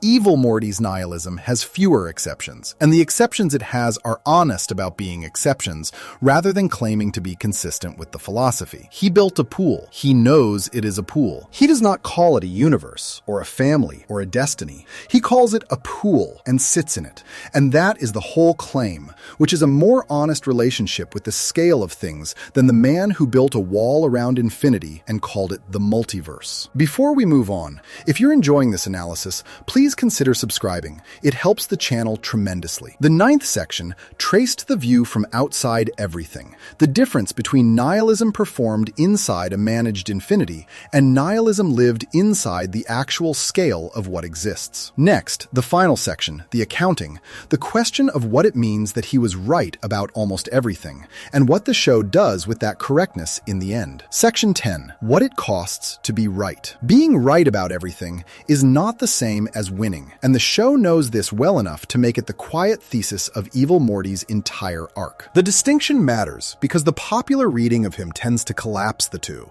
treating his escapes and his victories and his long successful run of outmaneuvering the smartest men in the universe as a kind of vindication, a proof of concept for the argument he was making all along. He was right and he won, and the winning feels like confirmation that the rightness was worth something. What the show keeps placing beside that reading, without insisting on it, is the evidence that being correct about a bad situation and being free of a bad situation are genuinely different conditions, and that a person who spent their entire development inside a bad situation may carry the situation with them in ways that the correctness cannot address. His final accounting across the series, taken as a whole, is a record of someone who was right about almost everything important and who parlayed that rightness into an exit that reproduced the conditions he was escaping in a different arrangement. The cage became a coercive bond. The manufactured forgiveness became a weapon pointed at the person whose forgiveness he had resented. The designed loyalty he identified and diagnosed in ordinary Morty showed up in himself as a need he could not eliminate, only redirect, pointing the same pull toward a relationship he now controlled by threat rather than a relationship he had been designed to tolerate by chemistry. He got outside the curve. The curve was inside him, and he brought it with him. This is not an argument against his correctness. It is the show's most honest observation about what correctness alone can and cannot do. He was right that the Morty as cloaking device arrangement was exploitative. He was right that the Citadel was a rigged class system built to keep a specific kind of person at the bottom. He was right that the central finite curve was a wall built around infinity to protect one man's ego from honest comparison. He was right that Mortys were bred for forgiveness, and that the forgiveness was a design specification rather than a personality trait.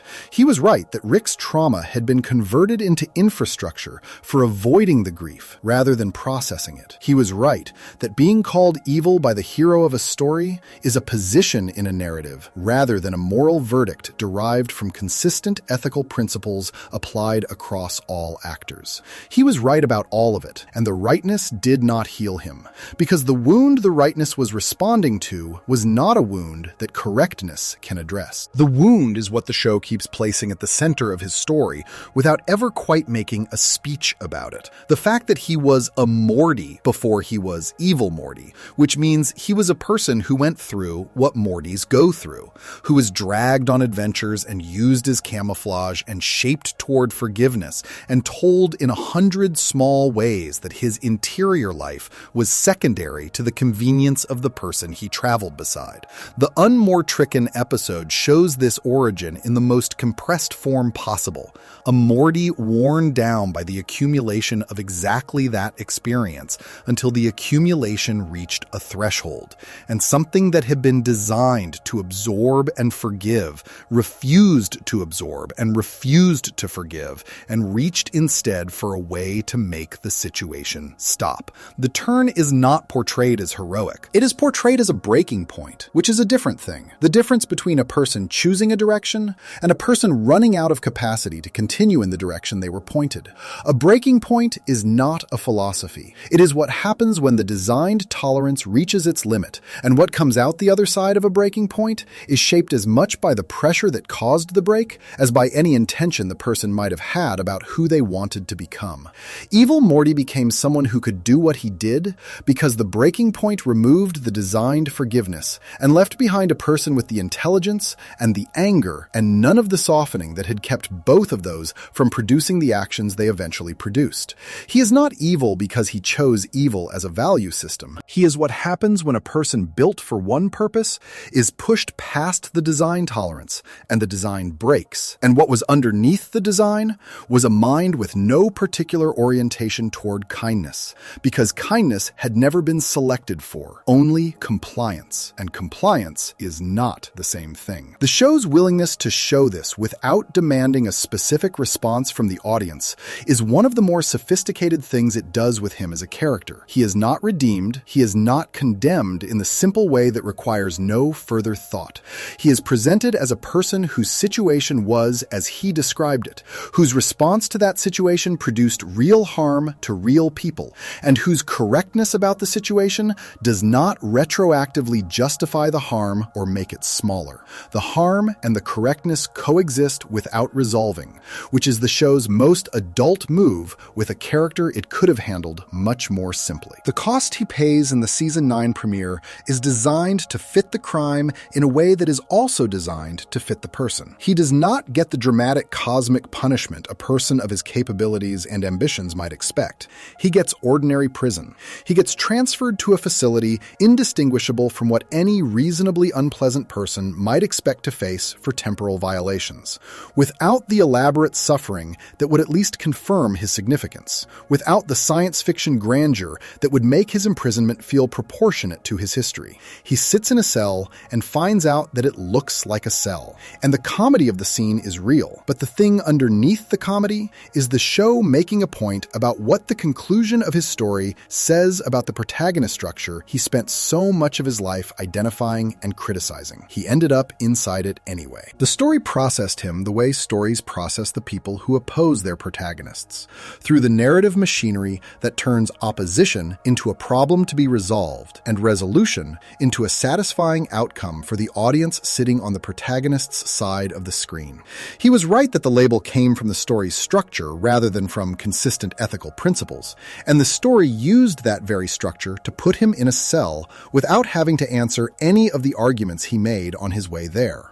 The prison is the story's response to everything he said, which is not a response to anything he said, but a demonstration that the story does not need to respond, that a story can absorb its sharpest critic by simply running the narrative machinery on him and letting the machinery produce the outcome the machinery always produces.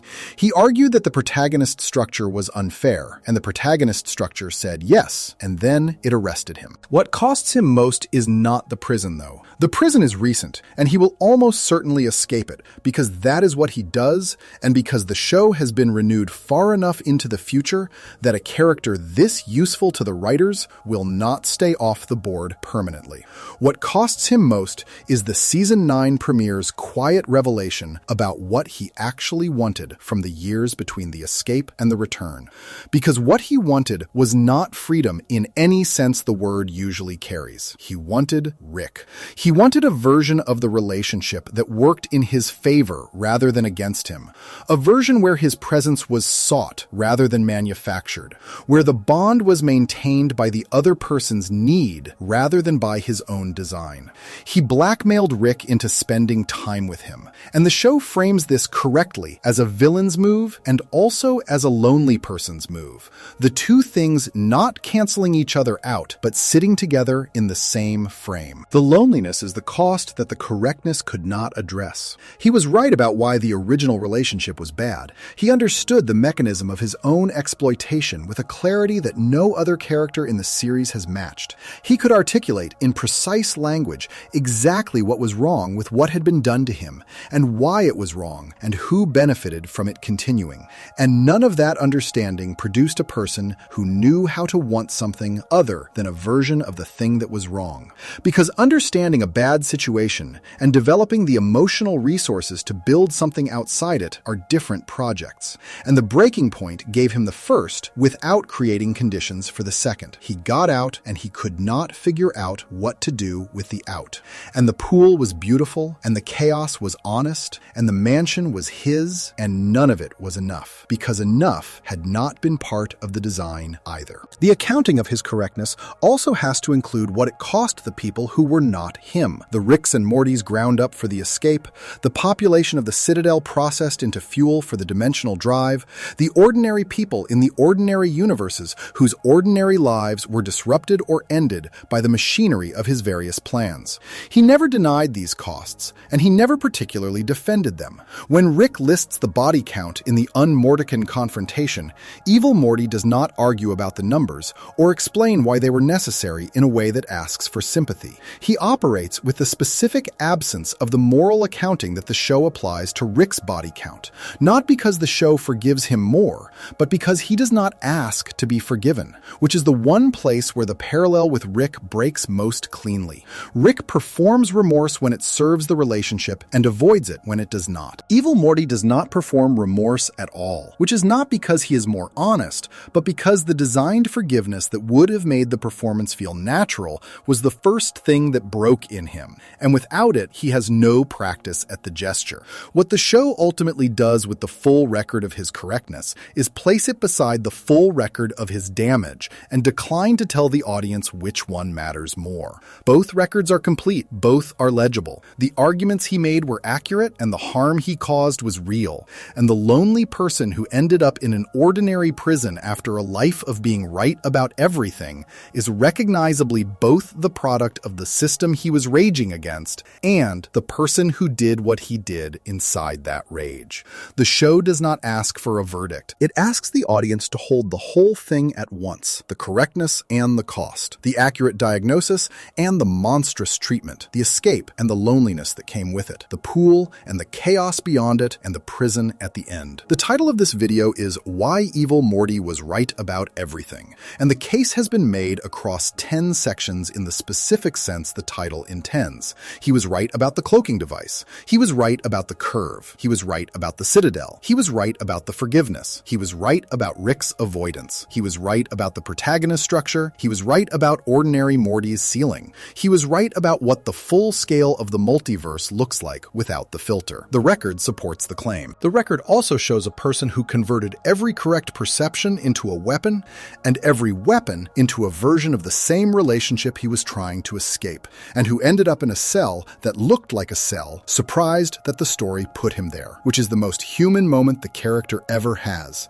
and the one that says the most about what being right about everything actually costs. The bill is not paid in victories or defeats. It is paid in the gap between understanding a thing and being able to build something better than the thing you understood. He could see the cage clearly. He could describe every bar and measure every dimension and explain exactly who built it and why. He could not build a room that was not shaped like a cage, because the cage was the only architecture his development had given him access to.